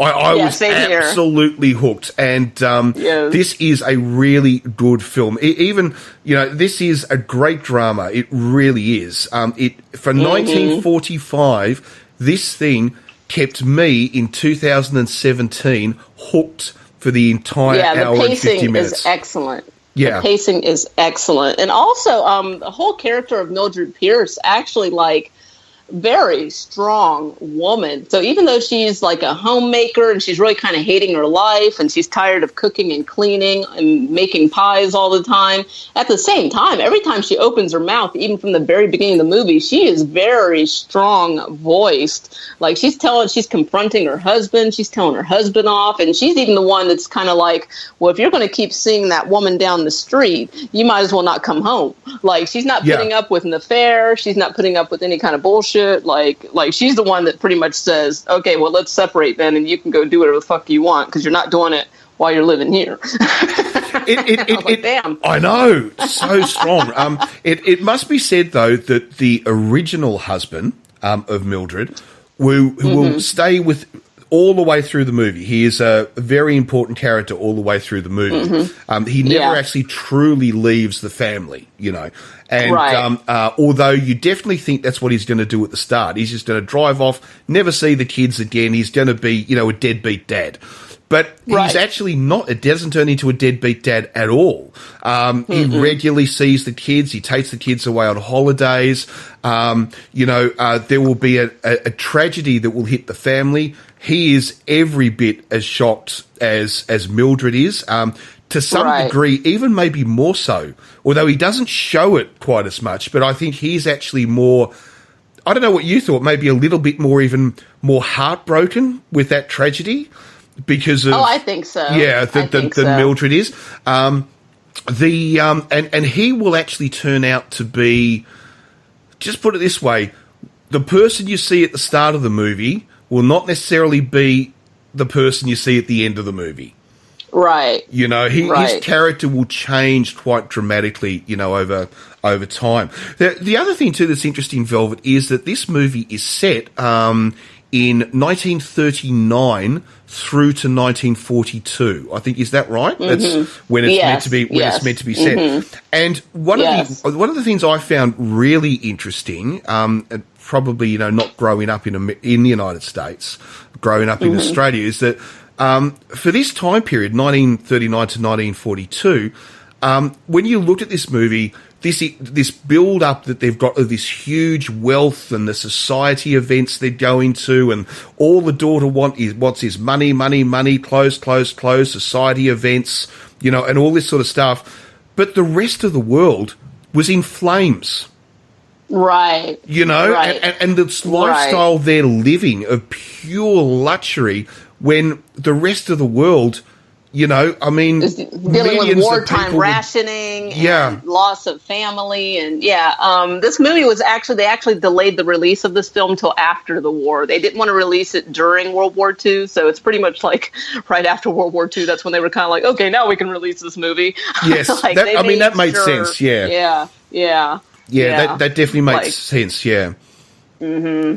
That definitely is a good point to point out, because also just the luxury you see in this movie, it's easy to kind of forget that how the other half lives. Even in 1945, I was like, wow, you know what? I don't spoil myself nearly enough. It's like I should have a beach house and I should have a wardrobe full of nothing but different swimsuits, and just like. Well, I think this is the interesting thing, because even when they start off at the start of the movie, when they're just a middle class family, so Mildred's, they're in a nice house. They're in a nice house in a nice suburban area of Los Angeles. It's a safe area. There doesn't appear to be crime or anything like that.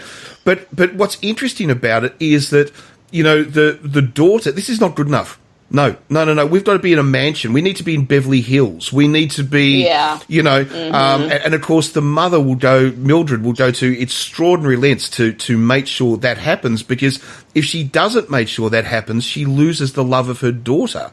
It's incredibly sad, Oh, absolutely. And also Mildred Pierce says something that I hear parents say to this day: I want my children to have everything I didn't have growing up. Yes. And that's part of the problem, obviously, is that she is so determined to make sure her child gets whatever she wants, because, that's her world. She loves her children more than she loves her husbands. I mean, more than she loves herself, to be honest.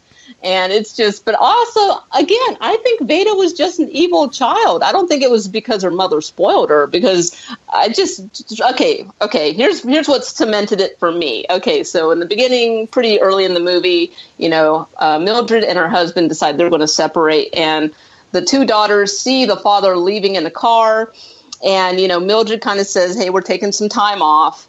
But then Mildred also mentions, oh, hey, a new dress came for you, Veda. The moment Veda heard about this new dress arriving, she totally forgot about her father leaving. She did not care. All she cared about was this new dress. I know. Whereas her little sister cried herself to sleep.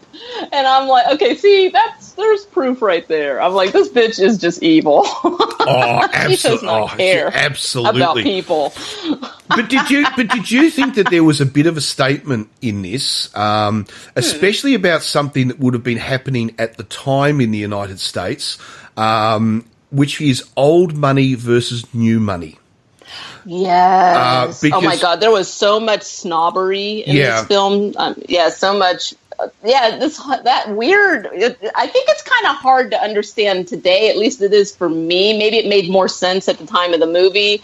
But the whole thing that, like, the whole new money, old money thing, the whole thing that, like, people look down on her for working, even though she was rich as shit and she owns restaurants, there's still that subsection of people who were literally born rich, born into rich families, and they're like, okay, you're rich, but you're not really rich because you're working. Yeah, like, what the that's fuck? right. Your new money. You don't count. We inherited our money, so we're better than you because you earned your money, so you're not as good as us. And that is crazy. Played throughout this Fucking film. Crazy. Oh yeah, all the way. Even that statement, that horrible statement that the daughter says to Mildred, where, in the end she sort of says, you have lots of money, you wear, expensive clothes, you're very rich, but it doesn't take away the smell of grease. From kitchen grease from the restaurants. Grease is what they're talking about, yeah. Because, and I'm like, oh my God. But that was horrible. But she won't be happy until not only does she have extreme wealth, but until that wealth is accepted as being old money rather than new. Right. And it's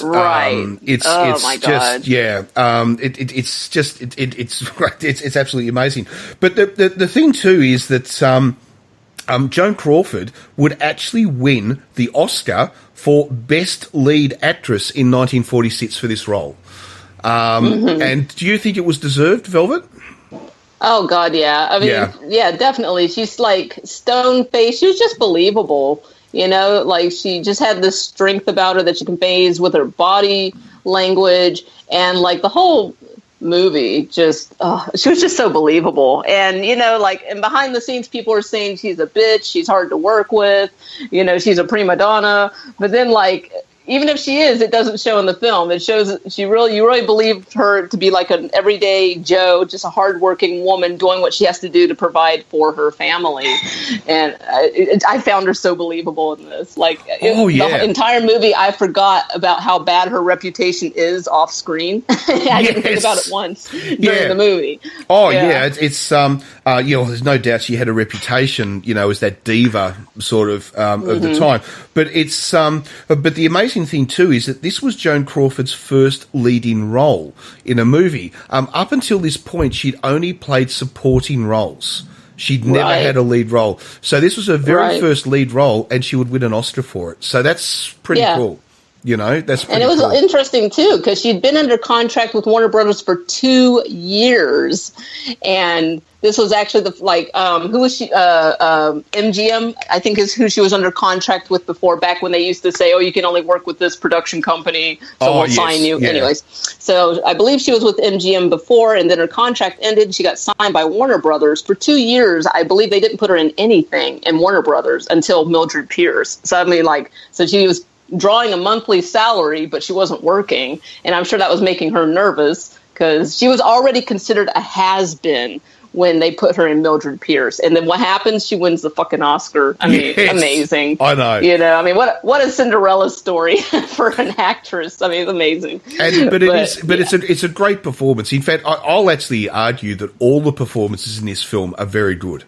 Even the supporting roles and even some of the sort of side roles, the actors are very good performances. That kitchen help. Okay, the kitchen help. We have a black actress, which was typical in that era, that pretty much the only role you're going to get is you're going to be a slave, a prostitute, or you're going to be kitchen help. And so we have a lovely young black actress who is kitchen help.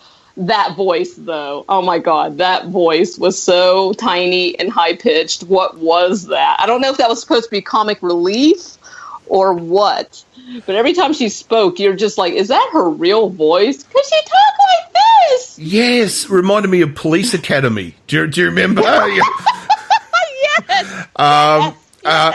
She needed a megaphone to speak into people's ear. I know. Look, I don't really know. I don't know anything about that actress, to be truthful. I don't either, unfortunately. So I'm going to have to do some research and see if that was a voice she put on for this role, if she worked a lot, and if she spoke a lot in roles, because it was honestly, I hate to say it, it was out of place. So that's why I wasn't sure if it was supposed to be comic relief or what. One thing I will ask you about, Velvet, is that when you watch a movie like this from 1945, with the way black Americans are, let's be honest, the way they're always portrayed, unfortunately, back then, does that, like, emotionally for you cause you issues with the movies? Not normally, no, because I accept that the past is the past, and because I see it not only with African Americans, I mean Asian Americans, I mean anybody who was non-Caucasian in certain film eras in the United States were treated appallingly. Like, they either always played racial stereotypes of their race, which are, honestly, I have to admit, sometimes just so comedic because it's so absurd. Yeah. And it's like, but I mean, you know, it still happens today, though. Like, look at the discussions, like how angry people get when they want to change the race of a certain superhero in a movie. Yeah. And people are, and the more you think about it, it's like, of course, that's absurd. Like, just because you are say, for example, African-American male, it doesn't mean the only roles you can do are playing a slave, playing a drug dealer, or playing kitchen help. You know, I mean, obviously you can play any role that you audition for and they think you're a perfect fit for, regardless of race. But back then the mentality was, if you're this race, this is the only role you can play. And it's laughable. It literally makes me laugh sometimes because it's just so stupid. Well, I remember a number of years, I think it was about 5 years ago, there was I won't name them, but a certain cable news service which is fully international. Okay, it's fully international. And let's just say there's an Australian connection. Someone we don't have anymore owns the bugger. But anyway, I think you know I think you know the station. I think you know the station I'm talking about. Now, there was a on-air host who went into a huge rant on one of their shows about how it was wrong for black people to play Santa Claus because in her words, Santa is white. Now, to me, I've always been quite stunned by a lot of this. I mean, if we're talking about a character like Santa Claus, okay, Santa Claus is a fictional. Okay, I hope there's nobody. I hope nobody's shocked by that revelation. Well, I'll put it to you this way: if you're underage or something and listen to this, shame on your parents. You shouldn't be listening to this. Right? But the whole point, you know, is that it's a mythical character, and not only that, the current character of Santa Claus, as we know him around the world now, was an invention of Coca-Cola. You know, I mean, it's a fictional character. Yeah, that jolly man in a red suit with a big white beard.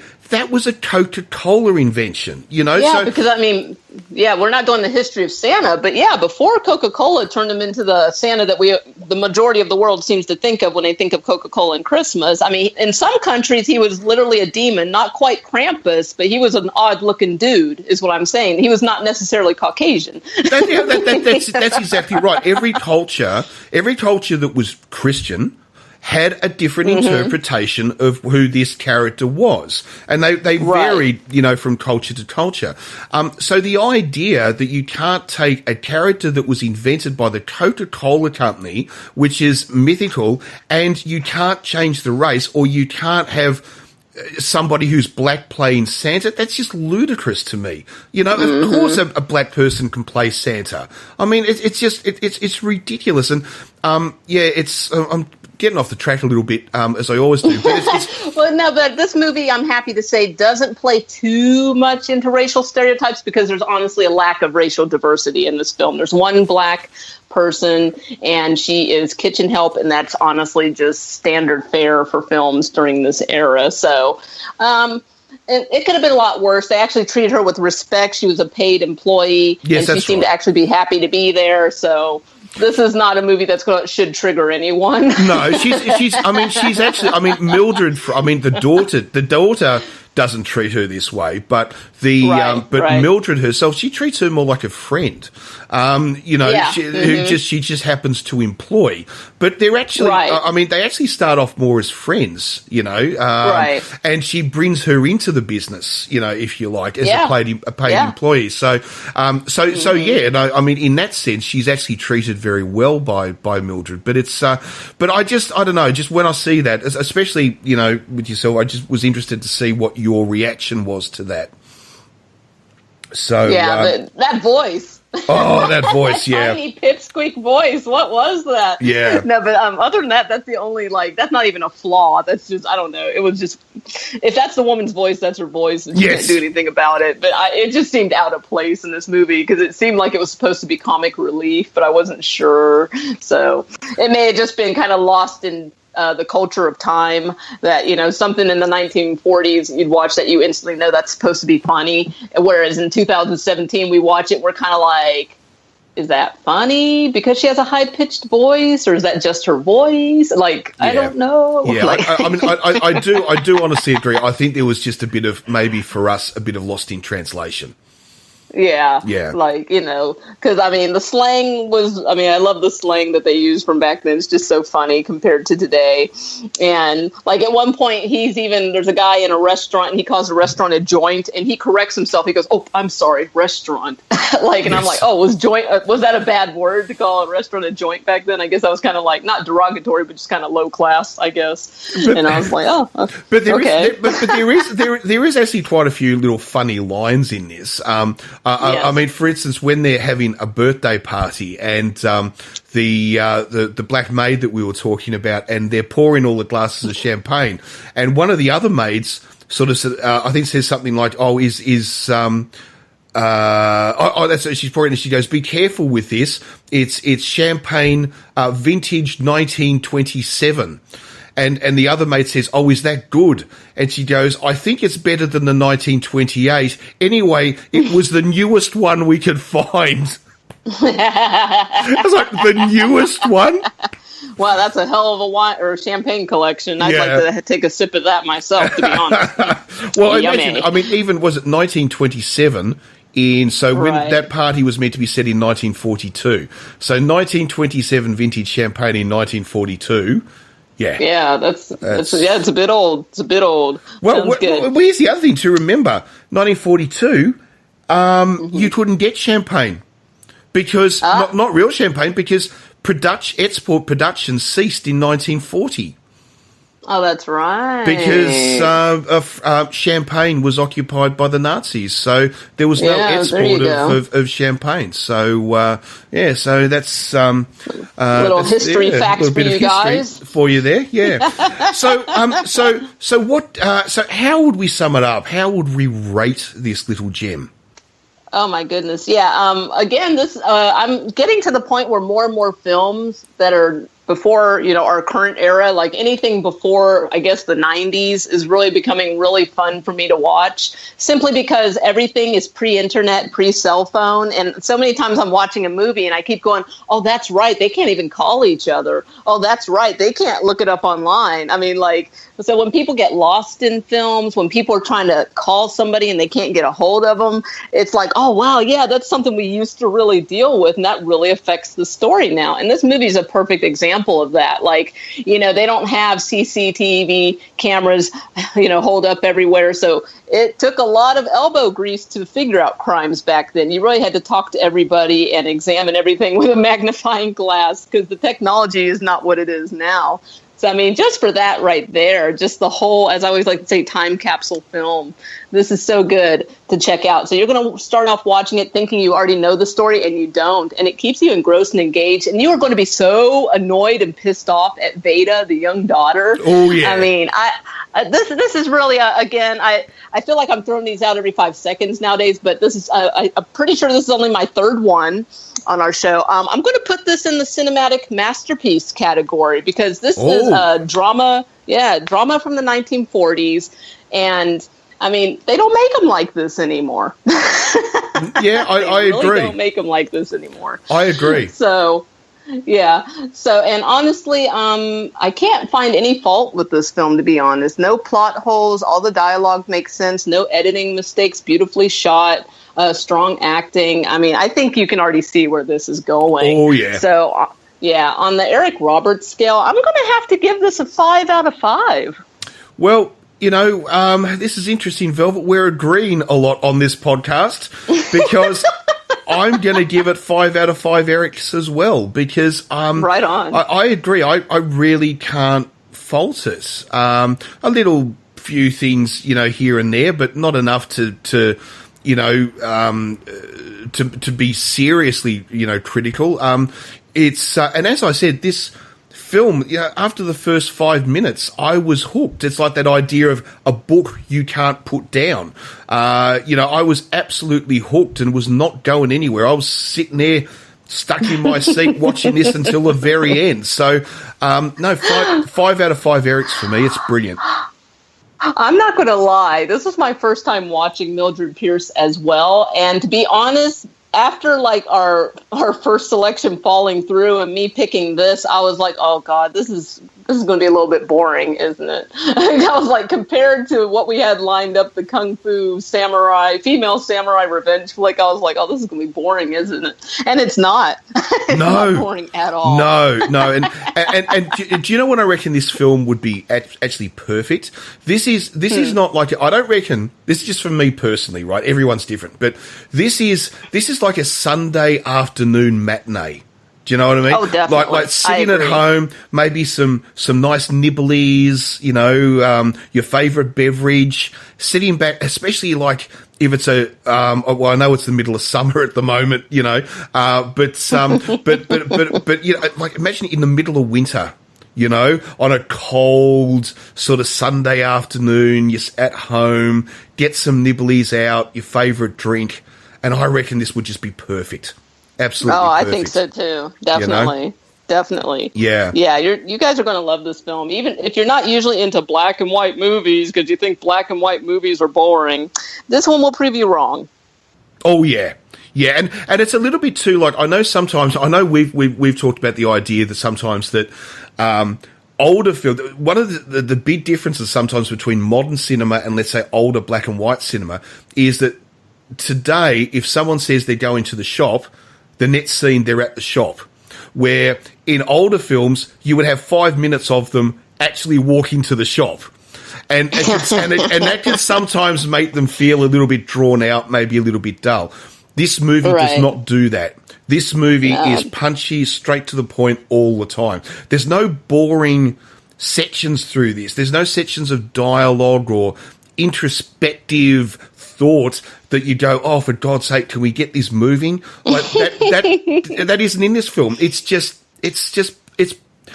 perfectly edited. It's great. Yeah. The pacing is excellent. Excellent. Yeah. You know, we obviously like this movie if we're still fucking talking about it after we rate it. Yes, I know. All right. Well, we should probably move on then. All right. So good. I know. All right. We'll take a quick break and we'll be back with our final film for the podcast. Woohoo.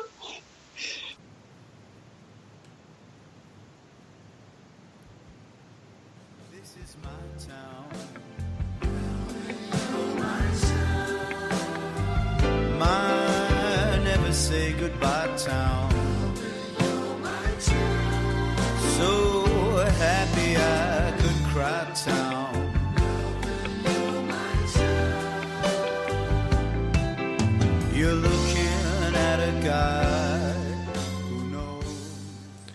Yes, and that was just me being a little bit self-indulgent and playing my tribute to Melbourne, winning world's most livable city. Hey, that's something to brag about. I mean, I'm obviously, from Melbourne. That's where I was born and so forth, even though Jersey's interesting. No. Thank you. Thank you, Ethan, for that. Yeah, Ethan Martin. You're just on a microphone in Jersey. I know. So obviously, I'm kind of proud that that we keep winning that. So no, that's really cool. All right, now our next movie. Didn't digress before we go. And actually, before we just get into the last movie, Velvet, there's one thing I just wanted to say, and just to everybody else as well that's listening, and that is that I think everybody knows this show isn't like a full on serious movie review show and so forth. And one of the things I just wanted to say is that this show is basically two very dear friends who get together once a week to talk about something they're very passionate about. And I just wanted to say thank you, Velvet, because you're one of my dearest friends in the world, and I enjoy doing this show with you so much, and I just wanted to say thank you. It's the highlight of my week every day that we do it, so... That's really good. So I just wanted to say, I just wanted everybody to know that, thank you. So thank you. I appreciate that. The feeling is very mutual. Oh, thank you. Thank you. Our final movie is Run, Lola, Run, from 1998, from Germany this time. And it is... Look, I have to admit, this is a fantastic little movie. It's lots of fun, but it's got also at the same time, some really interesting stuff, to say. Now, to give you just a brief rundown of the film, if you haven't seen Run, Lola, Run, it's about our main character, strangely enough, called Lola. Surprise, surprise. And her boyfriend Manny. Now they are a 20-somethings couple, and they're basically criminals, petty criminals. Sort of, they do side jobs for the mob and that sort of thing, in Germany. But they're not hard. They're not really nasty criminals. They're sort of like the middle people, like they do a bit of money running and that sort of thing, steal cars, this sort of thing. So anyway, there is a deal that Manny is involved with the mob, and he is meant to be transferring 100,000 Deutschmarks to his boss. And while he's on a train, he gets spooked when a homeless person steps onto the train, he then sees the rail police. Were they rail police, Velvet? You've lived in Germany. Yeah. Rail police. Yeah. And he gets spooked and jumps off the train, leaving a bag of 100,000 Deutschmarks on the train, which our homeless person will pick up and take with him. He then gets on the phone, and of course this is 1998, so it's from a pay phone. Remember those? I love that. Remember those? I love that. And he's using a phone card, which is not something we ever quite got in the United States. Yeah. Yes, so the way cards, our debit cards in the United States are becoming the debit cards with the chips, that's what the phone cards were, the phone cards with the chip. So it's fun to watch. Yes. And so anyway, he rings Lola to tell her that he has 20 minutes until he meets this Bob Moss, and he doesn't have the money, and basically he's going to die. And she says, no, I am going to find a way to get us out of this. I've got 20 minutes. And she will then basically have to find a way to raise 100,000 Deutschmarks to get her boyfriend out of difficulty. And here is where the main features of our movie starts. And it is about Lola's run, her 20-minute run. Now, the interesting thing about this movie, her run, where she literally is running through the streets of Berlin. She's a pretty fit woman, actually, the actress Franca. Who is it? It's Francas Potente, is that right? Franca Potente. Okay, you're our resident German when we do German films, Melvin. I'll try to Englishify it for you guys, Anglicize it for you so you can understand it better. Yes, and I'll tell you what, she was super fit when she did this movie. It's funny that you say that because Franca Potente, there you go, say it that way. Franca Potente, when she was interviewed when this movie first came out, but some people asked her why she didn't lose weight for this role. Like, why didn't she have a six-pack? Why wasn't she looking her best? And she said, yeah, I could have lost the movie for this role, but that's what a woman's ass looks like. That's what she actually said in the interview, and I thought that was very funny. Good on her. Yeah, I thought that was very funny. Yeah. So. But in saying she looks that, like a real person. But in saying that, she's actually got a great ass. She looks fantastic. I don't know what anyone's complaining about. She's actually, I know. I think she's pretty slim, actually, to be honest with you. I mean, exactly. She looks great. And but anyway, so she starts this 20-minute run where she decides that the best person to get the money from is her sort of estranged father. No, they all live together, but they don't get on very well. And the father is about to leave the mother and run off with another woman to get remarried. So she decides that because he's a very high up banker, I think he owns the bank, but he manages like a bank or some such thing. And so she runs off to try to get the money from him, and then she'll take the money on to her boyfriend, Manny.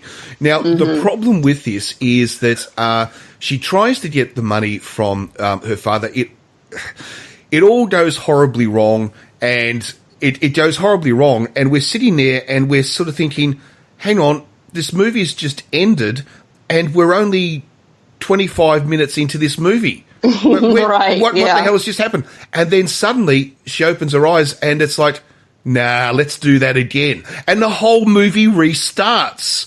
And this is what's really amazing about this movie. It's basically, there are 3 runs. She does 3 20-minute runs in this movie. And each time the movie resets itself. So it goes back to the start and restarts. And it's a very, very, strange the way it does that, but it works really, really well.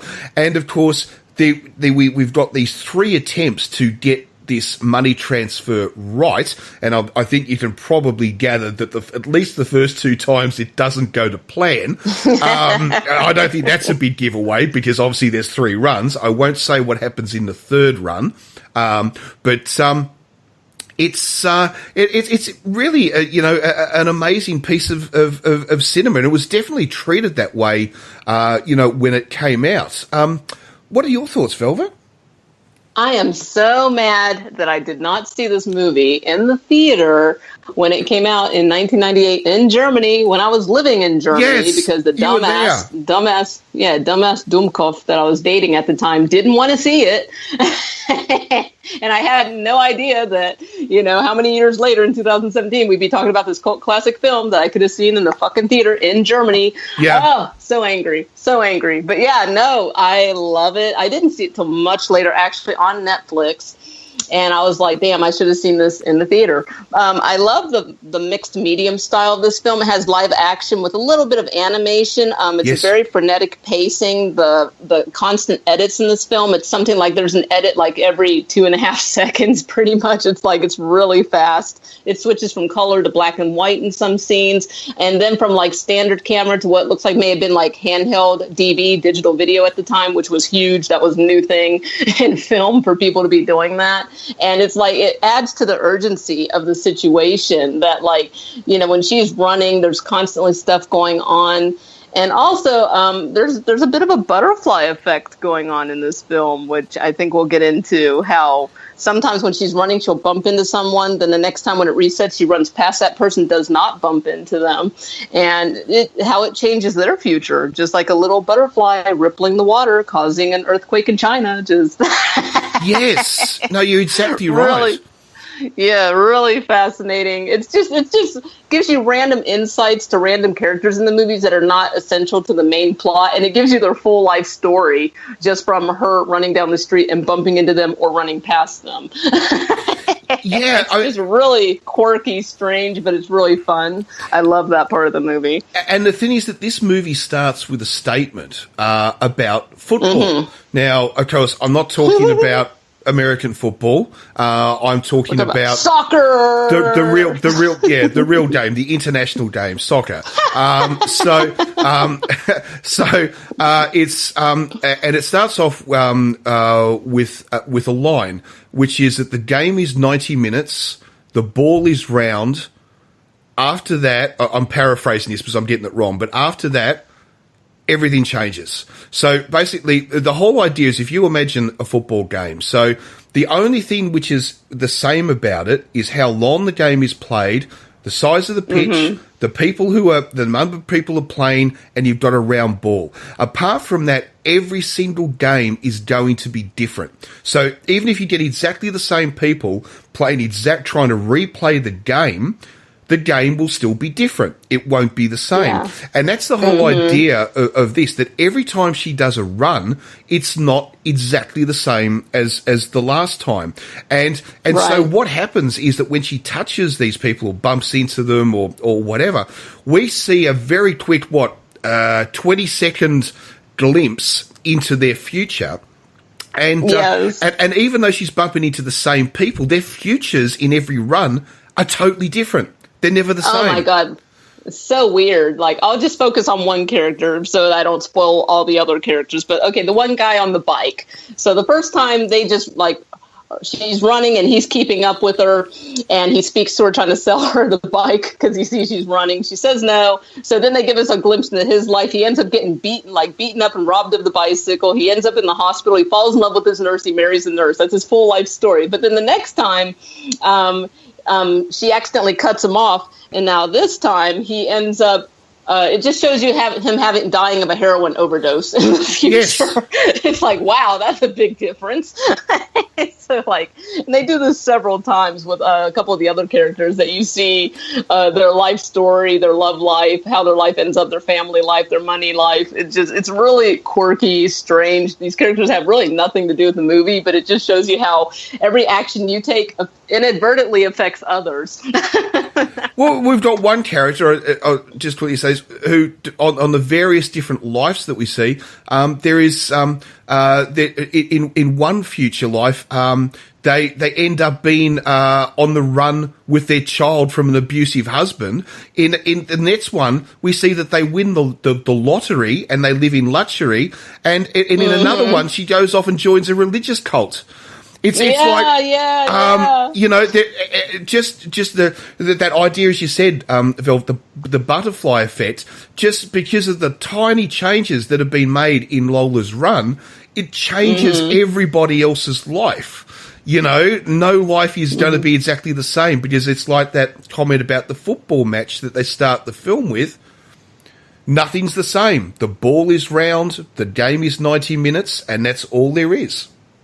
You know? So what I like about this film is, again, it talking about the whole time perspective, because there's a couple ways to view this film. These films are these possibilities, or is this actually happening? And she's actually found some time loop where she's able to reset, kind of like Groundhog's Day, and do it until she gets it right. But I like to think of it more as the time is relative, that every single possibility that exists has happened and is happening. And I think that's what this film is for me. That, okay, and well, I don't want to ruin the possibilities because I want you guys to see the movie, but everything that happens during the film has actually happened, is actually happening. So sometimes it's a happy end, sometimes it's not, but it's all possibilities that are happening if you believe in like parallel universes or whatever, quantum physics, whatever you guys believe in. I love that this movie is kind of a representation, I think, of that.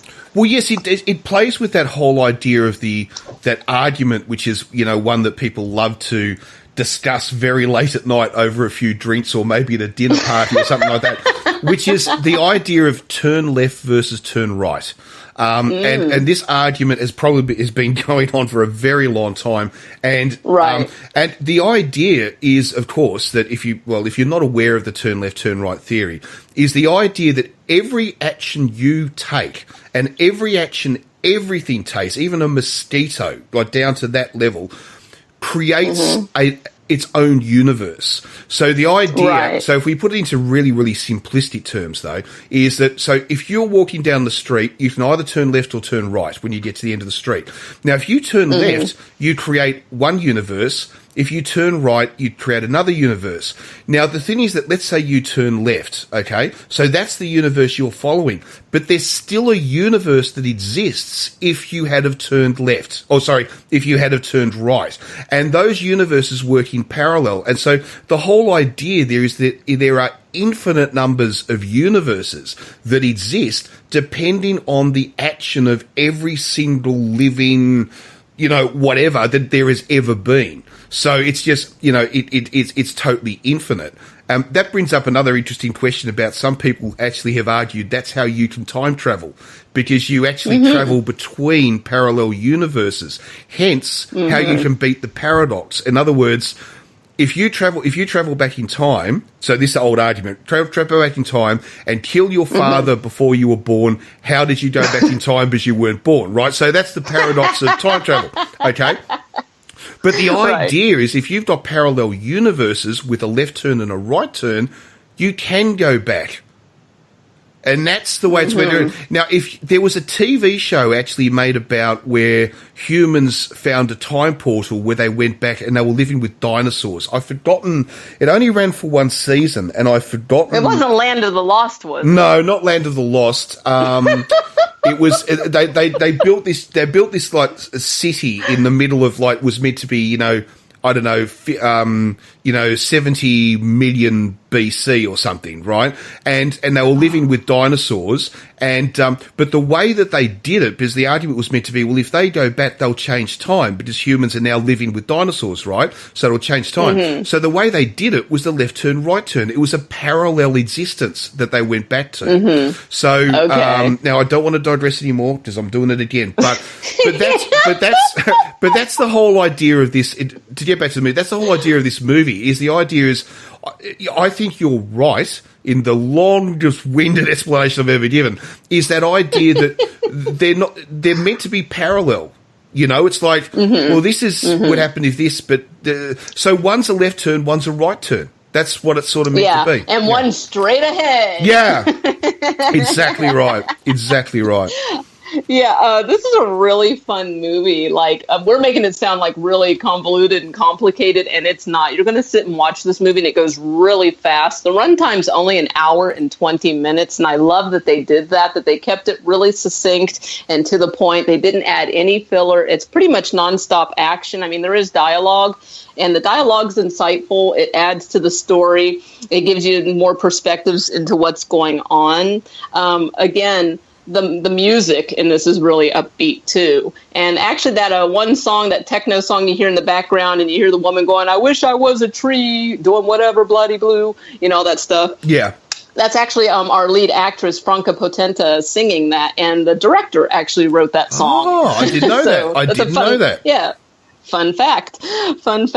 But, oh gosh, what was I going to say? Oh, okay. One more thing about the whole time, whatever you want to say about it. One of my favorite parts in the movie is there's a part where, like, at first, because this is what cemented it for me, that I was kind of like, okay, is this scenarios? Like, is this all playing in her head? Like, I could do this, but then that might happen. I could do that, but then that will happen. What if I try this instead?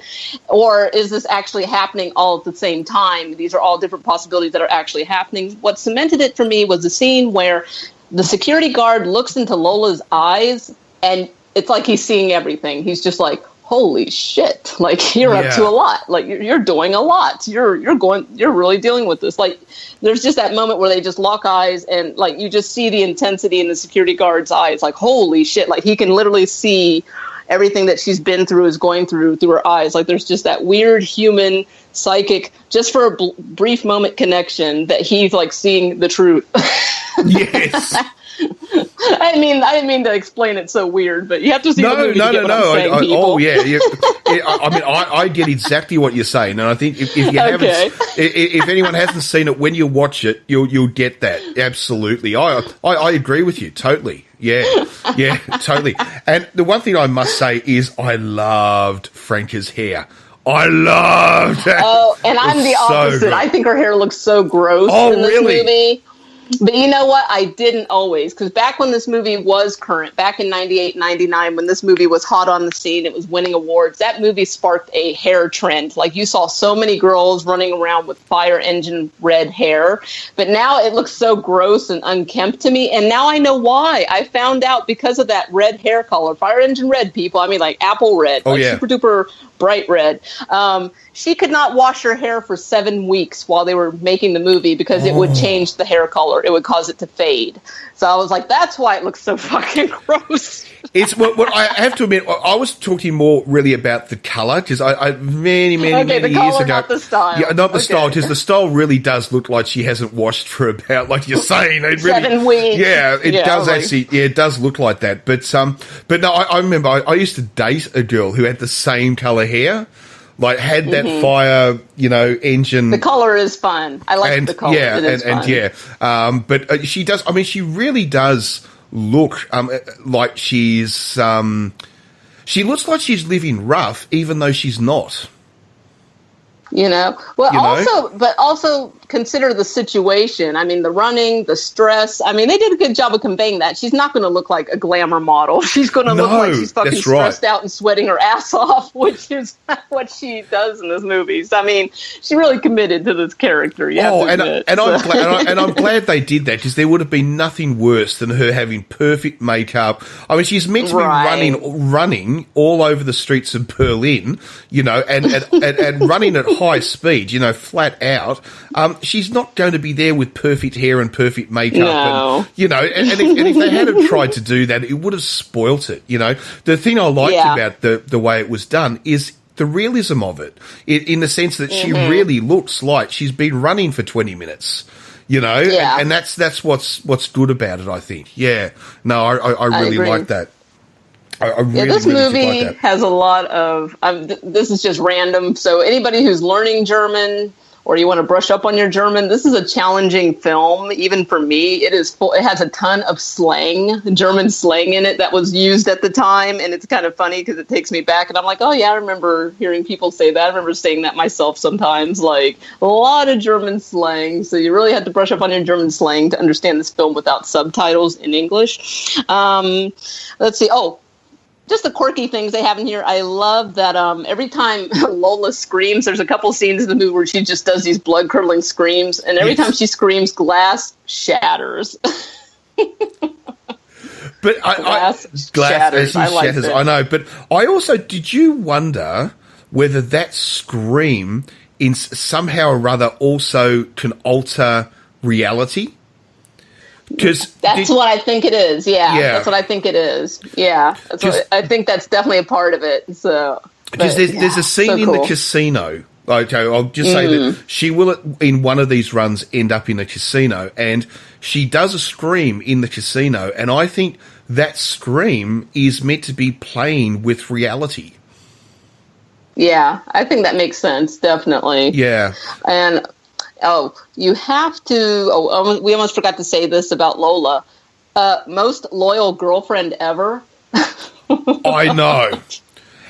Most loyal girlfriend ever. How many people would go to this? And remember, too, there are certain, let's say, family sacrifices, whether she likes her father or not. But there are certain pretty big sacrifices that will be made to keep her boyfriend alive. Right. I won't say what they are. I'd rather people watch the movie, but no, definitely. But and she will pretty much thumb her nose at anybody to keep her boyfriend alive. The love they have between each other is pretty amazing. Pretty amazing. Yeah. So if you if you're in debt to mobsters and you need 100,000 Deutschmarks, or nowadays that would be about, or back then that was about 50,000 US dollars. So if you need $50,000 in 20 minutes, you want Lola to be your girlfriend to get it for you. Well, I was about to ask you that because, of course, we live in the world of the euro now. So, so I was actually going to ask you, how much was 100,000 Deutschmarks? Yeah. It was back then. It was almost 2 to 1. So 100,000 would have been about 50,000 US at the time. So still a lot of money, but yikes! I hate to think that somebody would get killed over $50,000. But hey, they're criminals. That's what they do. You can't pay. You pay with your life. And remember, can't trust you. And remember too. That's also okay. So let's talk in US dollars. That's 50,000 US dollars 20 years ago. That's more now. That's more now, you know. So, it's. But look, I love this film. I really do. It's so fast paced. It just keeps you hooked. And this is actually, you know, we've often talked about subtitles, Velvet. You know, obviously some people hate them. You and I are very much of the case that we want people to watch more non-English speaking films. We want to, you know, push that. But this one, honestly, you will start to watch this and you'll find reading the subtitles in this just comes naturally because it's so fast paced. It's not like there's long, difficult dialogue to have to get your head around. You know, it's very fast paced. So being the fact that it's in German and subtitled does not make the slightest difference. Yeah, and I actually did watch this with the subtitles off. I'm like, I'm going to give myself a little treat. It's rare that I get to watch a non-English speaking film without subtitles. So I'm going to watch this without subtitles. And I just really love some of the stuff they say in this movie that I'm curious how well it translates in with the subtitles, so I didn't leave them on. But just some of the stuff that cracks me up is how they were calling the homeless guy, they were calling him the plastic bag freak. Okay. They called him, or at least that's what it said. That's what they said in German. They called him the plastic bag freak, which I thought was really funny. And there was in the beginning of the movie when we're dealing with the criminal element, there is a man that has what do you call that? The not a monocle, but is that a monocle? The little. Yes. He has that magnifying glass that's stuck right in his eye. Yeah, monocle. A monocle.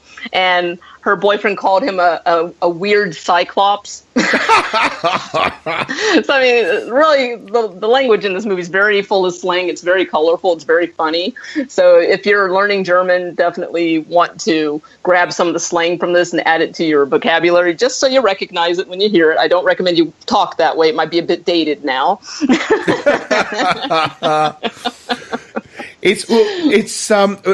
one thing I did notice with the subtitles, because you know, unlike yourself, you know, Velvet, my German is appalling. Although I have to admit, you know, as I'm watching it, I'm hearing words that I do understand, or I'm hearing the odd statement. Cognates, a lot of familiar words that have made their way into English. So it's but I just always find German easier to try to actually listen to than the Romantic languages. We spoke about this last week, so we won't go into it. But I've always found German a lot easier on my ear. And that's just, everyone's different. Most people would say I'm nuts, but I always have. But I was going to talk about. Oh, sorry, that's what I was going. Is in the subtitles, you'll often see in this, they'll be saying, you know, oh, this is what, and then you'll just see hash, hash, hash, hash, and then the rest of the sentence, because there's no translation for the word, because it's like you're saying it's slang, so they can't find an actual translation, so they just hashtag it. Yes, I guess so. Yeah, sometimes that happens, or it's just they're still talking and they ran out of space on the screen. It could have been that. Yeah, it could have been that. But I mean, yeah, German definitely has a lot of stuff we don't have in English. And it's always interesting how it translates. Like, oh my God, they still say to this day, du spinnst. And it means, are you crazy? But the actual translation is, are you spinning? Like, what? Like, I don't know why, but that's what they say, and it's been around since I started learning German, and they still say it. Like, so instead of saying it's every once in a while you hear somebody say the direct translation of "Are you crazy?" but they usually say, "Are you spinning?" It's interesting. I mean, Australians have a term colloquial term. Yeah, real weird colloquial term. Well, I mean, one of the ones that always, you know, sort of a lot of my friends that have never spent time in Australia always throws them is the Australian term blood oath. Because like someone might say something to us a little bit like, "Oh, did you enjoy that film?" And an Australian will say, "Oh, blood oath." And it's like, what? Oh. And blood oath just simply means yes. Wow, that sounds so fucking serious, though. But it's blood oath, yeah. Which obviously has come from. I swear a blood oath. I swear a blood oath. God damn, that's serious. Yeah, but somehow in Australian, it's just translated to mean a very big yes. It's like very big. God, bloodly, deadly serious. Yeah, it's just covered in blood. I know, but this film was a huge success. It's not just us that love it. Cost them $1.75 million to make this Run Lola Run, and the box office return was $22.9 million. Wow! So it was a big success. Wow. Very popular. And I've even spoken to people about this movie who are not really into culty type films, you know, like we talk about. But almost so many people have still said, "Oh, yeah, I remember that film. I saw that film." Right. Like, this is a film which has broken, even though it like, I think outside of Germany, it is still seen a bit more of a cultish film, but absolutely, but it's sort of breaking down the barriers. You know, so many people have seen it. Absolutely. And also, now that you mention that too, also the two main stars of, here I'm going to anglicize it for you guys, Franka Potente and Moritz Bleibtreu. Those two are still huge actors in Germany, and they oftentimes cross over into English-speaking cinema as well. For example, Franka Potente has been in 2 of the Matt Damon films, the Bourne films. Yes. She's been in 2 of those. She's been on episodes of American Horror Story, Asylum, and she still pops up in like American cinema, for example, and other English-speaking projects. And the same with Moritz Bleibtreu, that you'll recognize him from German cinema. If you watch a lot of German cinema, he has over 80 film credits. He's been acting a long time. And he also pops up in English-speaking productions. And I'm always like, oh, it's him! I remember him. So, yeah. It's always cool to see that they're both still working. And this movie, I think Moritz was already on top of his game, and he's consistently worked. Whereas for Franka, this was the movie that like lit her career up. This is what got her going. Before, it was just a couple of made-for-TV movies, a couple of TV shows, and this was the movie that really like kick-started her career. So, yeah, this is where it all began, guys. So there you go. You can see the kickstart of a career. That's pretty cool. Run, Lola, run. Run, Lola, run. Now, the other thing too is I have heard rumours, and I do not know how true this is, but there are internet rumours, and of course we all know that you must believe everything that you read on the internet, without question, that Hong Kong, or I don't actually know if it's Hong Kong itself or mainland China. It's the one country. What is it? One country, 2 systems. But it's one of the two. Is they're actually bought the rights to remake this. Oh, that ought to be interesting. To do a Chinese version. That would be very interesting. I do know that Hong Kong in the early thousands did make a movie, which I have forgotten its name, and I really apologise for this, which is not actually a remake of Run Lola Run, but it is kind of loosely based on it. It's about a chick who has to run around Hong Kong to save her boyfriend. So sounds kind of similar, but it's very different. There are multiple different runs in it, but each run leads into the next run. So she has to sell this to get the cash for this, and then trade that at the next stop to get something else. Oh, wow. So each run is like a leg of a race, where this, of course, is very different because it's they're 3 totally different runs in 3 totally different universes. So It's very, very different. I wish I could remember the name of that film. I tried to look it up before we came on air, and I could not for the life of me find it. But I have seen it. I saw it when it first came out, and it's still pretty good, and it's loosely based on this, but it's not. But it's still not a remake of this. It's just, I think someone just sort of said, "Oh, I've seen Run Lola Run. Why don't we have a girl running through the streets of Hong Kong?"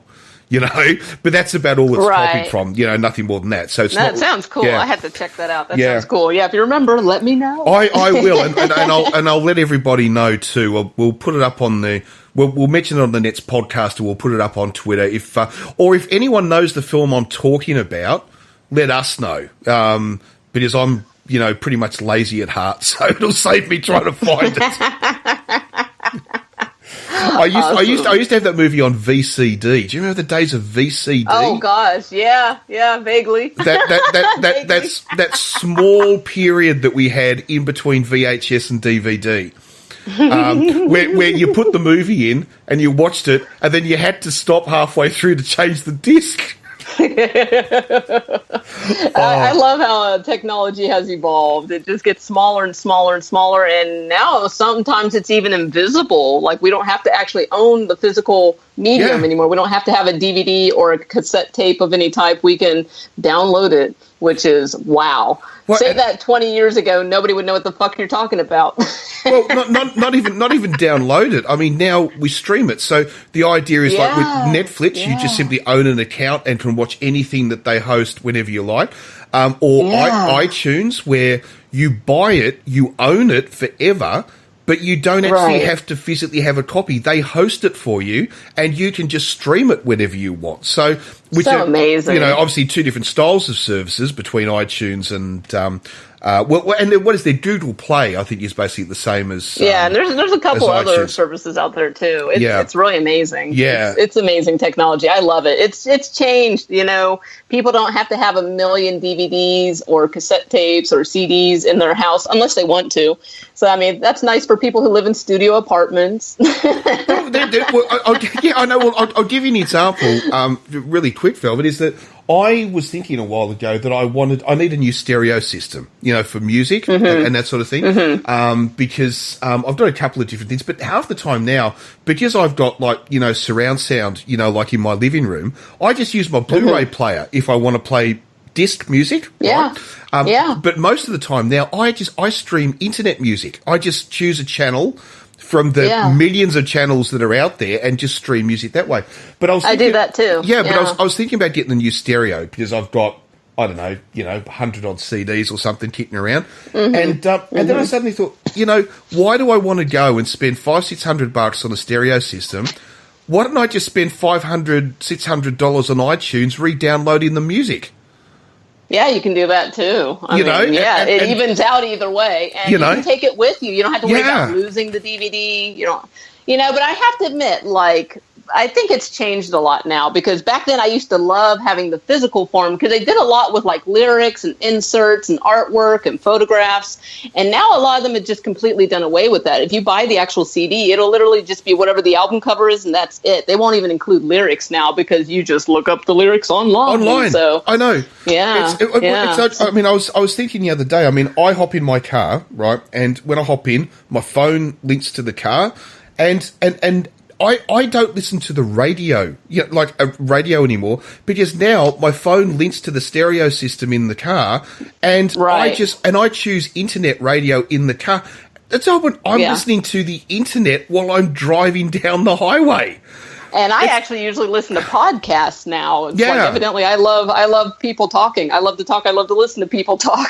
So a lot of times I listen to podcasts or audiobooks now. So I have to admit, one of the things I love doing is driving. I've got quite a long commute to work. Takes me, although that's Velvet sort of saying you've got a long commute to work. We won't go down that path. But your commute is your commute. They're all painful. That's all right. Commutes are painful. And I have to admit that what I often quite like. I mean, most podcasts aren't like ours that go into 2.5 hours and stuff like that. they're generally like an hour and a half or something like that, and they're perfect for when you're driving to and from work. Yes. You simply just choose the latest episode of a podcast that's down, and off you go. You play it through your stereo because your phone syncs to the stereo, so you're listening to it, in stereo sound in your car, and you're downloading it across the internet. What are you driving in your car? Yes. This is showing my age, isn't it? The time goes so fast. The time goes so fast. Yeah. When you're listening to new material, definitely. It shows my age where I'm stunned by the technology of what we do. When you think, I'm stunned by it too. It's amazing. Yeah, I know. Where there are people who just both of say, us were children, we never predicted we'd have this kind of technology in our adulthood. It's amazing. I love being alive now. It's a great time, and the friends I've made because of technology that allows me to keep in contact with people, host podcasts with you and my other friends. It's amazing. It's just I love it. There are friends I have now all over the world who I never would have met if it wasn't for the information superhighway. It never would have happened. I mean, friends all over the world, and it's a wonderful thing. And I don't know how we got down this path. I think we do every other episode. We gush about how much we love the technology and how times have changed. I know. It's like, in my day, Sonny, they used to do it this way. In my day, an iPhone was a phone with the letter I written on it. So, that's right. Yeah. That's right. Oh, dearie me. Oh, wow. Oh, we didn't rate Lola. Oh, my goodness. No, we haven't rated Lola, so we better do that. All right. Run, Lola, run. Oh, my goodness. What am I going to rate this? I do like the movie. At the same time, it's not the kind of... I definitely think it's a film everybody should see at least one time. It's definitely one of those. Just like the whole concept, the storyline, the stuff that happens. It's just really, really, really quirky. At the same time, it's not a film that I crave. So this is my second time seeing it, and maybe I'd feel different if I'd seen it in the theater originally, but I originally saw it, on my laptop on Netflix. I do like it, but I think I'm just going to go ahead and give it a 4 out of 5 possible Eric Roberts. I'm going to give it a 4 out of 5. 4 out of 5. Oh, that's still pretty good, though. Yeah, definitely up there. It's definitely something you got to see at least once. Oh, yeah. There are a couple of things about it that maybe showed lack of production value, I suppose, maybe in this film. So I'll maybe drop it half a point for that, and then maybe give it 4.5 Erics out of 5, because that's about the only bit. I could see some bits that I thought were filmed maybe a little bit cheaply. Probably could have been done a little bit better. But then again, it is 1998, so I shouldn't be right. too... Yeah. So I'm going to give it 4.5. It's pretty close to being one of the really exceptional films that's out there, I would say. Right. So, definitely. I'll give it 4.5 Erics. Good stuff. Excellent. Well, I think that's basically a wrap, isn't it? We're definitely we're done. Another short episode of the movie show. We can't manage. We cannot keep it under 2.5 hours. Every episode, we're like, okay, this is going to be a short one. It's only going to go an hour and a half, maybe 2 hours. We can't shut up, people. We can't do it. It's interesting when this podcast very first started. It was lucky if it went an hour. It was like 50 minutes, right? And then it expanded out when some because there were regular people who would come and go, sort of thing. Right. Like Gary would come on, or Cliff would come on, and or a combination and so forth. So it's stretched out to about, I don't know, an hour and a half, something like that. Once this show basically became the baby of Velvet and myself. It's now got a life of its own. Yes, it does. It controls us, not the other way around. That's exactly right. That's exactly right. But I mean that in the most endearing terms possible. I love doing the show. Yes. Okay, and I hope you guys love listening to us, and you can contact us on our social media. So, I'm not going to lie. We had some technical difficulties like a motherfucker this past week.